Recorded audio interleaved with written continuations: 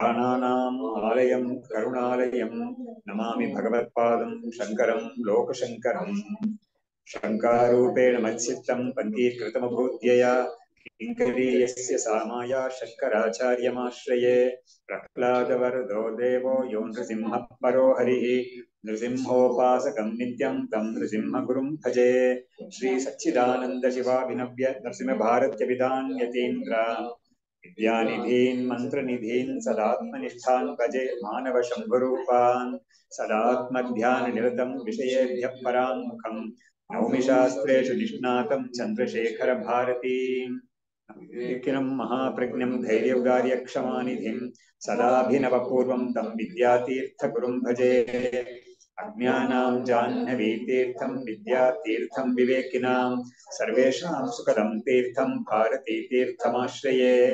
विद्याविनयसम्पन्नं वीतरागं विवेकिनं वन्दे वेदान्ततत्त्वज्ञं विदुषेखरभारतीम्।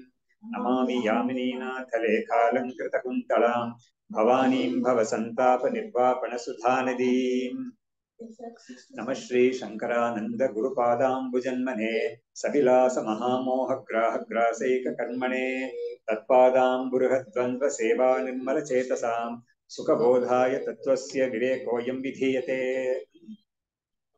ಇದರಲ್ಲಿ ಪ್ರಜಾಪತಿ ವಿದ್ಯಾ ಅಂತ ಚಾಂದೋಗ್ಯ ಉಪನಿಷತ್ತಲ್ಲಿ ಪ್ರಜಾಪತಿ ಹತ್ರ ಇಂದ್ರ ಮತ್ತು ವಿರೋಚನ ಹೋಗಿ ಆತ್ಮವಿದ್ಯೆ ಕೇಳ್ತಾರೆ. ಅದರಲ್ಲಿ ಅವರು ಹೇಳಕ್ ಶುರು ಮಾಡಿದ್ದು ಸ್ವಲ್ಪ ತಕ್ಷಣವೇ ವಿರೋಚನ ತಪ್ಪಾಗಿ ತಿಳ್ಕೊಂಡು ಎಲ್ಲ ಆಗೋದು ಇಷ್ಟೇ ಇದು ಅಂತ ಹೇಳ್ಬಿಟ್ಟು ತಪ್ಪಾಗಿ ತಿಳ್ಕೊಂಡು ಶರೀರವೇ ಆತ್ಮ ಅಂತ ತಿಳ್ಕೊಂಡು ಬಂದ್ಬಿಡ್ತಾನೆ. ಆದ್ರೆ ಇಂದ್ರ ಮಾತ್ರ ಬಿಡದೇನೆ ಮತ್ತೆ ಮತ್ತೆ ಹೋಗಿ ಅವ್ರ ಹತ್ರ ಸರಿಯಾದ ವಿದ್ಯೆ ಕಲಿಬೇಕು ಅಂತ ಹೇಳ್ಬಿಟ್ಟು ಸರಿಯಾಗಿ ಕಲಿತಾನೆ ಅವನು. ಇವಾಗ ಆತ್ಮ ತತ್ವವನ್ನೇ ಹೇಳ್ತಾ ಇದ್ದಾರೆ. ಅವಾಗ ಈ ಆತ್ಮ ಸ್ವರೂಪ ಎಂತದ್ದು, ಈ ಆತ್ಮ ಸ್ವರೂಪದಲ್ಲಿ ನಮ್ಗೆ ಸಾಕ್ಷಿ ಅಂತ ಯಾವ್ದನ್ನ ಹೇಳ್ತೀವೋ ಪಂಚಕೋಶಗಳಿಂದ ಬೇರೆ ಬೇರೆ ಆಗಿರೋ ಸಾಕ್ಷಿಯಿಂದ ಅದರ ಒಂದು ಸ್ವರೂಪ ಏನು ಅಂತದೆಲ್ಲ ಇವಾಗ ಹೇಳ್ತಾ ಇದ್ದಾರೆ. ಹೇಳಿ ಈ ಒಂದು ವಿದ್ಯೆಯನ್ನ ಮುಗಿಸ್ತಾರೆ. ಸೊ ಅಂತ ಭಾಗಕ್ಕೆ ನಾವು ಬಂದಿದ್ದೀವಿ ಇವಾಗ. ಸೊ ಇದರಲ್ಲಿ ಅವರು ಹೇಳ್ತಾ ಇದ್ದಾರೆ ಹೇಗೆ ಒಬ್ಬ ಆತ್ಮಜ್ಞಾನವನ್ನು ಪಡ್ಕೊಂಡ್ಬಿಟ್ಟ ಅಂತ ಹೇಳಿದ್ರೆ ಅವನು ತಕ್ಷಣ ಏನು ಸತ್ತೋಗ್ಬಿಡಲ್ಲ, ಅವನು ಜೀವನ್ ಮುಕ್ತನಾಗಿ ಇರ್ತಾನೆ. ಅವಾಗ ಅವನ ಶರೀರ ಇಂದ್ರಿಯಗಳು ಅದೆಲ್ಲ ಅವನಿಗೆ ಒಂದು ಪ್ರವೃತ್ತಿ, ಲೌಕಿಕ ಪ್ರವೃತ್ತಿ ಅಂತ ಅವ್ನಿರುತ್ತಲ್ಲ, ಅವನ ಶರೀರವನ್ನು ಮೇಂಟೈನ್ ಮಾಡಕ್ಕಾಗೋದು ಒಂದು ಪ್ರವೃತ್ತಿ ಇರುತ್ತಲ್ಲ, ಅದು ಹೇಗ್ ನಡೆಯುತ್ತೆ ಅಂತ ಕೇಳಿದಾಗ ಇದಕ್ಕೆ ಅವ್ರು ಏನ್ ಮಾಡಿದ್ರು, ಒಂದು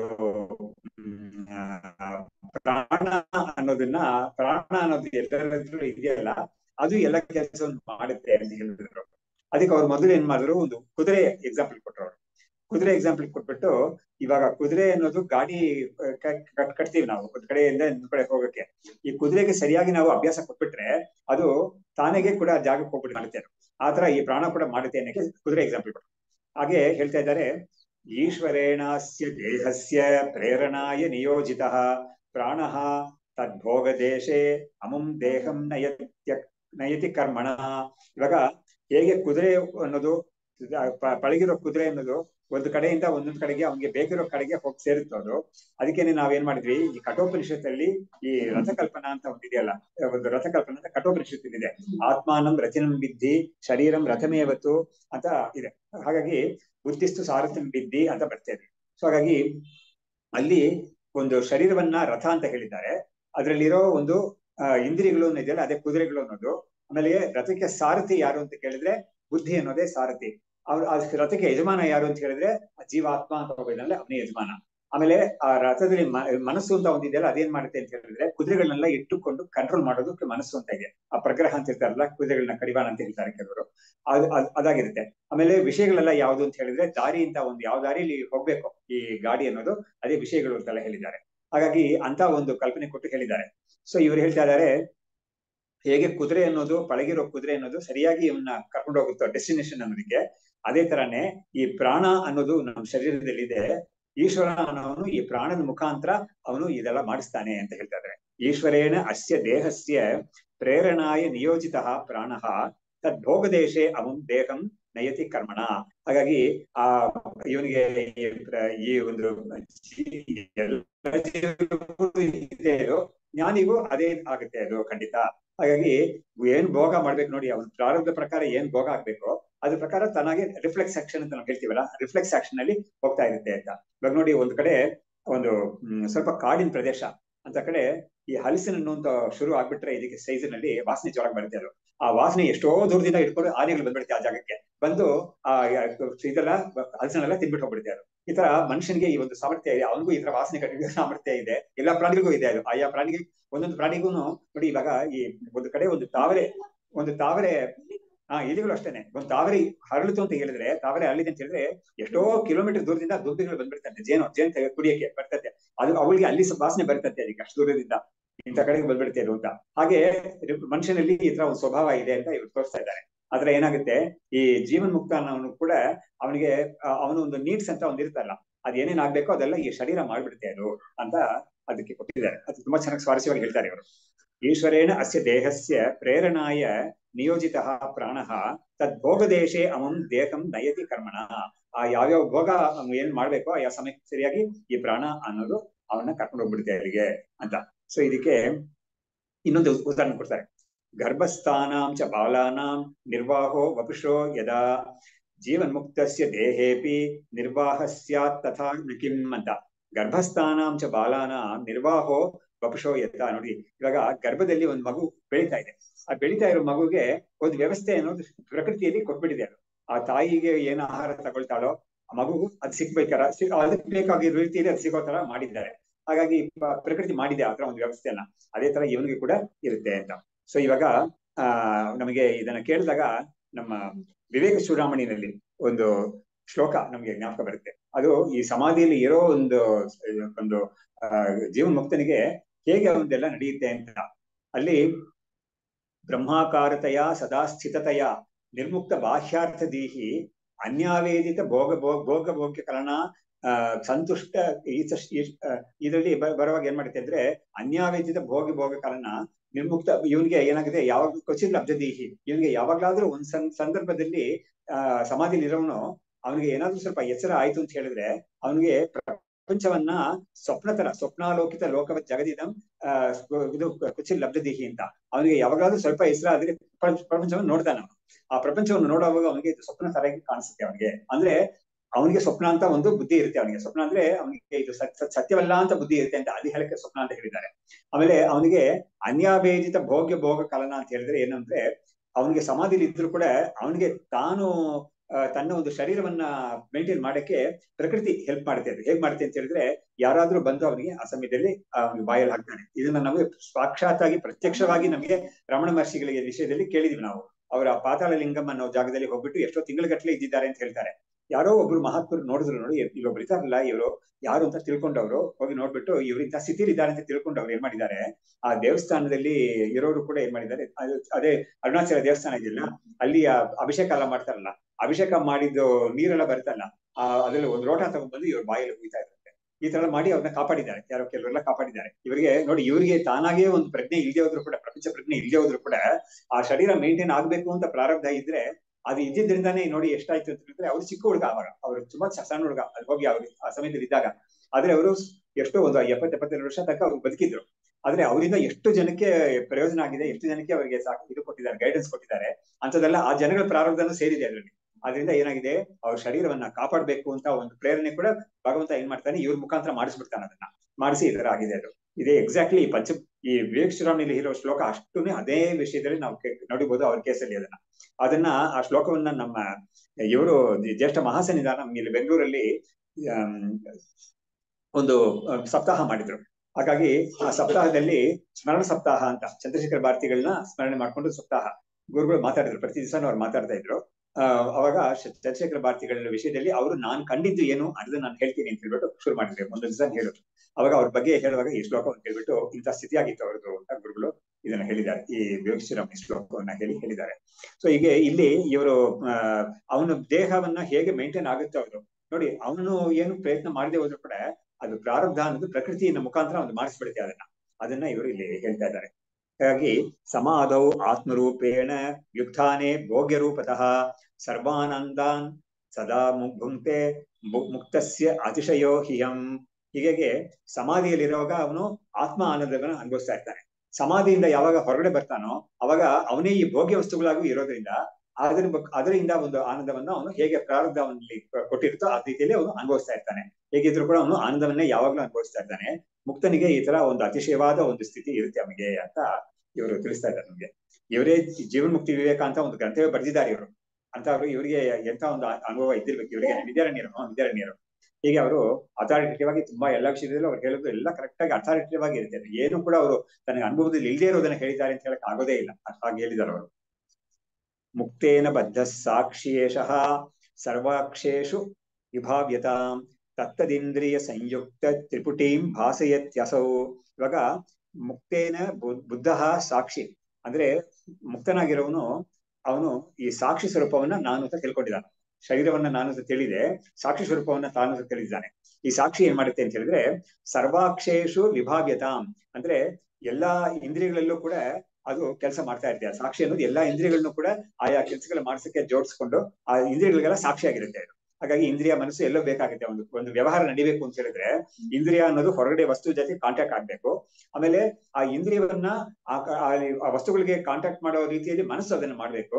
ಆಮೇಲೆ ಇಂದ್ರಿಯದಿಂದ ಏನ್ ಇನ್ಪುಟ್ ಬಂದಿದೆಯೋ ಮನಸ್ಸು ಅದನ್ನ ತಿಳ್ಕೊಂಡು ಅದನ್ನ ಮನಸ್ಸಿಂದ ಅದು ಅನಲೈಸ್ ಮಾಡಿ ಆ ಜೀವಾತ್ಮನಿಗೆ ಏನ್ ಬೇಕೋ ಅದೆಲ್ಲ ಮಾಡುತ್ತೆ ಅದು. ಸೊ ಹೀಗೆ ಮುಕ್ತೇನ ಬುದ್ಧ ಸಾಕ್ಷಿ ಏಷಃ ಸರ್ವಾಕ್ಷೇಷು ವಿಭಾವ್ಯತಾಂ ತತ್ತದಿಂದ್ರಿಯ ಸಂಯುಕ್ತ ತ್ರಿಪುಟೀಂ ಭಾಸಯತ್ಯಸೌ. ತ್ರಿಪುಟಿ ಅಂದ್ರೆ ಯಾವ್ದು ಅಂತ ಹೇಳಿದ್ರೆ ಈ ನೋಡಲ್ಪಡುವ ವಸ್ತು, ಆಮೇಲೆ ಇಂದ್ರಿಯಗಳು ಅನ್ನೋದು ನೋಡೋದು, ಆಮೇಲೆ ನೋಡುವುದು ಅಂತ ಒಂದು ಕ್ರಿಯೆ ಜ್ಞಾನ ಧ್ಯಾನ ಧ್ಯೇಯ ಅಂತ ಹೇಳಿದ್ರೆ ಅದೇ ಜ್ಞಾನ ಜ್ಞಾತೃ ಜ್ಞೇಯ ಎಲ್ಲದರಲ್ಲೂ ಈ ತ್ರಿಪುಟಿ ಅಂತ ಇರುತ್ತೆ. ಸೊ ಈ ತ್ರಿಪುಟಿ ಇದು ಬೆಳಗುತ್ತೆ ಅಂತ, ಈ ಸಾಕ್ಷಿ ಅನ್ನೋದು ಈ ತ್ರಿಪುಟಿಯನ್ನು ಬೆಳಗುತ್ತೆ ಅಂತ ಹೇಳಿದ್ರು. ಯಾಕಂದ್ರೆ ಪ್ರತಿಯೊಂದು ವ್ಯವಹಾರ ನಡೆಯೋಕ್ಕೂ ಕೂಡ ಈ ಮೂರು ಅನ್ನೋದು ಇದ್ದೇ ಇರುತ್ತೆ ಅದರಲ್ಲಿ. ಮಾಡೋನು, ಮಾಡಲ್ಪಡುವುದು, ಮಾಡುವುದು ಅಂತ ಮೂರು ಇರುತ್ತೆ ಅದರಲ್ಲಿ. ಸೊ ಹೀಗಾಗಿ ಇದು ಮೂರನ್ನು ಕೂಡ ಸಾಕ್ಷಿ ಬೆಳಗುತ್ತೆ. ಹಾಗಾದ್ರೆ ಈ ಜೀವನ್ಮುಕ್ತ ಅಂತ ಯಾರಿದ್ದಾನೋ ಅವನ ಸ್ವರೂಪ ಎಂತದ್ದು ಅಂತ ಹೇಳಿದ್ರೆ ಸಾಕ್ಷಿ ಸ್ವರೂಪವೇ ಅವನು ತಾನು ಅಂತ ತಿಳಿದಿದ್ದಾನೆ. ಹಾಗಾಗಿ ತಾನು ಅಲ್ಲದೆ ಇರೋ ಈ ತ್ರಿಪುಟಿ ಅಂತ ಇದೆಯಲ್ಲ ಅದನ್ನ ಇವನು ಸಾಕ್ಷಿಯಾಗಿ ಬೆಳಗ್ತಾ ಇರ್ತಾನೆ ಅಂತ ಅರ್ಥ. ಹೀಗೆ ಭಾಸಮಾನೆ ಸಾಕ್ಷಿ ತತ್ವೇ ತದ್ಭಾಸ ಭಾಸ್ಯಂ ಇಂದ್ರಿಯಂ ಚಕ್ಷುರ್ ಅವಿಯತಿ ಅಭಿವ್ಯಾಪ್ಯ ರೂಪಂ ಸರ್ವಂ ಪ್ರಕಾಶಯೇತ್. ಇವಾಗ ಭಾಸಮಾನೆ ಸಾಕ್ಷಿ ತತ್ವೇ, ಈ ಸಾಕ್ಷಿ ತತ್ವ ಬೆಳಗ್ತಾ ಇರುವಾಗ ಯಾವಾಗ ಬೆಳಗ್ತಾ ಇರುತ್ತೆ ಅಂತ ಹೇಳಿದ್ರೆ ಜಾಗೃತಲ್ಲಿ ಸ್ವಪ್ನದಲ್ಲೆಲ್ಲ ಸಾಕ್ಷಿ ತತ್ವ ಬೆಳಗ್ತಾ ಇರುತ್ತೆ. ಸುಷುಪ್ತಿಯಲ್ಲೂ ಬೆಳಗ್ತಾ ಇರುತ್ತೆ. ಅಂದ್ರೆ ಅದು ಬೆಳಗಿ ಯಾವ್ದನ್ನ ಬೆಳಗ್ಬೇಕೋ ಆ ವಸ್ತುಗಳು ಯಾವ್ದು ಇರೋದಿಲ್ಲ ಸುಷುಪ್ತಿ ಸಮಯದಲ್ಲಿ ಅಷ್ಟೇನೆ. ಅದಕ್ಕೆ ಮಾತ್ರ ಯಾವತ್ತೂ ಕೂಡ ಒಂದು ಎಲ್ದೆ ಹೋಗುತ್ತೆ ಅಂತ ಹೇಳಕ್ ಬರೋದೇ ಇಲ್ಲ. ಅದಕ್ಕೇನೆ ನಮ್ಮ ಇವರು ಪಂಚದರ್ಶಿನಲ್ಲಿ ಇವರು ವಿದ್ಯಾರಣ್ಯರು ನಾಟಕ ದೀಪಂ ಅಂತ ಒಂದು ಶಬ್ದ ಮಾಡ್ತಾರೆ. ನಾಟಕ ದೀಪಂ ಅಂತ ನೋಡಿ ಎಷ್ಟು ಚೆನ್ನಾಗಿ ಅವ್ರು ಪ್ರಾಕ್ಟಿಕಲ್ ಆಗಿ ಹೇಳ್ತಾರೆ ಅಂತ ಹೇಳಿದ್ರೆ, ಒಂದು ಆಡಿಟೋರಿಯಂ, ಒಂದು ಇದು ಏನ್ ಹೇಳ್ತೀವಿ ನಾವು ಸಭಾಂಗಣ, ಒಂದು ಸಭಾಂಗಣದಲ್ಲಿ ಬೇಕಾದಷ್ಟು ಜನರು ಬರ್ತಾರೆ. ಆದ್ರೆ ಅಲ್ಲಿ ಒಂದು ವೇದಿಕೆ ಅಂತ ಇರುತ್ತೆ. ಅಲ್ಲಿ ಅವರು ಸಭೆ ಏನು ಪ್ರದರ್ಶನ ಮಾಡ್ಬೇಕೋ ಆ ಕಲಾವಿದರು ಬಂದಿರ್ತಾರೆ. ಹಾಗಾಗಿ ಆ ಕಲಾವಿದರು ಬಂದು ಒಂದು ಪ್ರದರ್ಶನ ಆಗ್ತಾ ಇರುವಾಗ ಜನರು ಅಂತ ಕೂತಿರ್ತಾರೆ. ಅದೆಲ್ಲವನ್ನೂ ಕೂಡ ಈ ನಾಟಕ ಅಲ್ಲಿ ಸಭಾಂಗಣದಲ್ಲಿ ಹಾಕಿರೋ ದೀಪ ಎಲ್ಲವನ್ನೂ ಬೆಳಗ್ತಾ ಇರುತ್ತೆ. ಈ ಸಭೆ ಈ ಪ್ರದರ್ಶನ ಮುಗಿದೋಯ್ತು, ಜನರೆಲ್ಲ ಹೊಟ್ಟೋದ್ರು, ಅವಾಗ ಸಭಾಂಗಣ ಖಾಲಿಯಾಗಿದೆ, ಅದನ್ನು ಕೂಡ ಬೆಳಗುತ್ತೆ ಅದು. ಹಾಗಾಗಿ ಖಾಲಿಯಾಗಿರುವಾಗ್ಲೂ ಬೆಳಗುತ್ತೆ, ಅಲ್ಲಿ ಆಕ್ಟಿವಿಟಿ ಆಗುವಾಗ್ಲೂ ಬೆಳಗುತ್ತೆ ಅದು. ಆತರ ಇಲ್ಲಿ ಕೂಡ ಮನಸ್ಸನ್ನು ನಮ್ಮ ಸಾಕ್ಷಿ ಅನ್ನೋದು ಯಾವಾಗ್ಲೂ ಬೆಳಗ್ತಾ ಇರುತ್ತೆ. ಜನರು ನಮ್ಮ ಆಕ್ಟಿವಿಟಿ ಆಗೋವಾಗ್ಲೂ ಬೆಳಗ್ತಾ ಇರುತ್ತೆ, ಆಗದೆ ಏನು ಇಲ್ಲದೆ ಇರೋಗಳು ಬೆಳಗ್ತಾ ಇರುತ್ತೆ ಅದು ಅಂತ ಅದಕ್ಕೆ ದೃಷ್ಟಾಂತ ಅವರು ಕೊಟ್ಟಿದ್ದಾರೆ. ಸೊ ಹೀಗೆ ನಾಟಕ ದೀಪಂ ಅಂತ ಅವರು ಮಾಡಿದ್ದಾರೆ. ಸೊ ಇಲ್ಲಿ ಕೂಡ ಭಾಸಮಾನೇ ಸಾಕ್ಷಿ ತತ್ವೇ ತದ್ಭಾಸ ಭಾಸ್ಯಂ ಇಂದ್ರಿಯಂ. ಹಾಗಾಗಿ ಇಂದ್ರಿಯ ಅನ್ನೋದು ಆ ಸಾಕ್ಷಿಯಿಂದ ಬೆಳಗಲ್ಪಟ್ಟು ಚಕ್ಷುಹು ವಿಯತಿ ಅಭಿವ್ಯಾಪ್ಯ ರೂಪಂ ಸರ್ವಂ ಪ್ರಕಾಶಯೇತ್. ಹಾಗಾಗಿ ಈ ಸಾಕ್ಷಿಯಿಂದ ಬೆಳಕನ್ನ ಪಡ್ಕೊಂಡು ಈ ಕಣ್ಣು ಅನ್ನೋ ಇಂದ್ರಿಯ ಹೊರಗಡೆ ಇರೋ ಎಲ್ಲಾ ವಸ್ತುಗಳನ್ನು ಇದು ನೋಡುತ್ತೆ ಅಂತ ಹೇಳಿದ್ರು. ಒಂದು ಇಂದ್ರಿಯಕ್ಕೆ ಹೇಳಿದ ತರನೇ ಬಾಕಿ ಎಲ್ಲಾ ಇಂದ್ರಿಯಗಳಿಗೂ ನಾವು ಅದೇ ತರ ಉಪಲಕ್ಷಣ ಅಂತ ತಗೋಬೇಕು ನಾವು ಎಲ್ಲದಕ್ಕೂ ಕೂಡ. ದ್ರಷ್ಟ ಅಹಂಕೃತ್ಯ ಅವಚ್ಛಿನ್ನೋ ದರ್ಶನಂ ಚಕ್ಷುಹು ಕ್ರಿಯಾ ದೃಶ್ಯಂ ರೂಪಂ ಇಯಂ ಸರ್ವ ತ್ರಿಪುಟಿ ಭಾತಿ ಸಾಕ್ಷಿಣಿ. ಏನು ಅಂತ ಹೇಳ್ತಾರೆ ನೋಡಿ. ದ್ರಷ್ಟ ಅನ್ನೋದು ಯಾರು ಅಂತ ಹೇಳಿದ್ರೆ ಈ ಪರಮಾತ್ಮ ಜೀವ ಅಂತ ಹೇಳ್ತೀವಲ್ಲ, ಅವನೇ ದ್ರಷ್ಟ, ಅವನೇ ಎಲ್ಲವನ್ನು ನೋಡೋ. ಓಂಕಾರ ಅನ್ನೋದ್ರಿಂದ ದ್ರಷ್ಟ ಅಂತ ಹೇಳ್ತೀವಿ, ಜೀವ ಸಾಕ್ಷಿ ಅಂತ ಜೀವ ಅಂತ ಹೇಳ್ತೀವಿ. ಅವನು ಇರ್ತಾನೆ. ದರ್ಶನಂ ಅಂದ್ರೆ ಯಾವ್ದು ಅಂತ ಹೇಳಿದ್ರೆ ಈ ಕಣ್ಣು ಅನ್ನೋದೇ ದರ್ಶನ ಅನ್ನೋದು. ಚಕ್ಷುಷಃ ಕ್ರಿಯಾ ಅನ್ನೋದು ಯಾವುದು ಕಣ್ಣಿಂದ ಒಂದು ಕ್ರಿಯೆ ನೋಡೋದು ಅಂತ ಇದೆಯಲ್ಲ, ಅದೇ ಇಲ್ಲಿ ಆಕ್ಷನ್ ಅಂತ. ಇವಾಗ ನೋಡಿ ಇಂಗ್ಲಿಷ್ ಅಲ್ಲಿ ಈ ಗ್ರಾಮರ್ ಹೇಳ್ಕೊಡುವಾಗ ಮುಂಚೆ ಎಲ್ಲ ಹೇಳ್ಕೊಡ್ತಾ ಇದ್ದಾರೆ, ಇವಾಗ ಹೇಳ್ಕೊಡ್ತಾರೆ ಗೊತ್ತಿಲ್ಲ. ಸಬ್ಜೆಕ್ಟ್ ಪ್ರೆಡಿಕೇಟ್ ಆಬ್ಜೆಕ್ಟ್ ಅಂತ ಅಲ್ವಾ? ನಮ್ಮ ಜನರೇಷನ್ ಎಲ್ಲ ಆತರ ಆಯ್ತು. ಇವಾಗ ಏನ್ ಮಾಡ್ತಾರೆ ಗೊತ್ತಿಲ್ಲ ನಮ್ಗೆ. ಬೇರೆ ಶಬ್ದಗಳು ಯೂಸ್ ಮಾಡ್ತಿರ್ವಾಗ್ಲೂ ಇರ್ಬೋದು ಅನ್ಸುತ್ತೆ. ಸಬ್ಜೆಕ್ಟ್ ಪ್ರೆಡಿಕೇಟ್ ಆಬ್ಜೆಕ್ಟ್ ಅಂತ ಇರುತ್ತೆ. ಸಬ್ಜೆಕ್ಟ್ ಅನ್ನೋನೇ ಪ್ರಮಾತೃ, ಅವನೇ. ಇವಾಗ ಅದಕ್ಕೆ ಎಕ್ಸಾಂಪಲ್ ಕೊಡೋದೇನೆ ಅಂತ ಹೇಳಿದ್ರೆ, ರಾಮ ಕಿಕ್ಡ್ ದಿ ಬಾಲ್ ಅಂತ, ಅದು ಎಕ್ಸಾಂಪಲ್ ಚೆನ್ನಾಗಿರುತ್ತೆ ಅದಕ್ಕೆ. ಇವಾಗ ರಾಮ ಅನ್ನೋನೇ ಸಬ್ಜೆಕ್ಟ್, ಬಾಲ್ ಅನ್ನೋದು ಆಬ್ಜೆಕ್ಟ್, ಕಿಕ್ಡ್ ಅಂತ ಹೇಳ್ತಾರಲ್ಲ ವರ್ಬ್, ಅದೇ ಪ್ರೆಡಿಕೇಟ್ ಅಂತ ಹೇಳೋದು. ಸೊ ಈ ತರ ಮೂರು ಇರುತ್ತೆ ಅದರಲ್ಲಿ. ಒಂದು ಕ್ರಿಯೆ ಇರುತ್ತೆ, ಒಂದು ಕರ್ತೃಪದ ಇರುತ್ತೆ, ಒಂದು ಕ್ರಿಯಾಪದ ಇರುತ್ತೆ, ಒಂದು ಕರ್ಮಪದ ಇರುತ್ತೆ, ಕರ್ಮ. ಸೊ ಹೀಗೆ ಕರೆಕ್ಟ್. ಸೊ ಹೀಗೆ ನಾವು ಅದರಲ್ಲಿ ಸಬ್ಜೆಕ್ಟ್ ಪ್ರೆಡಿಕೇಟ್ ಆಬ್ಜೆಕ್ಟ್ ಅಂತ ಬರ್ತಲ್ಲ, ಅದೇ ತರನೇ ಇಲ್ಲೂ ಕೂಡ ಈ ತ್ರಿಪುಟಿ ಅನ್ನೋದ್ರಲ್ಲಿ ಈ ಮೂರು ಇರುತ್ತೆ. ಅದು ಸಬ್ಜೆಕ್ಟ್ ಅನ್ನೋದು ಯಾರು ಅಂತ ಹೇಳಿದ್ರೆ, ದ್ರಷ್ಟ ಅಹಂಕೃತಿ ಅವಚ್ಛಿನ್ನ, ಅಹಂಕಾರದಿಂದ ಕೂಡಿರುವ ಚೈತನ್ಯ ಅಂತ ಇದೆಯಲ್ಲ, ಅದೇ ಪ್ರಮಾತೃ ಜೀವ ಅಂತ ಅನಿಸ್ಕೊಳ್ಳುತ್ತೆ ಅದು.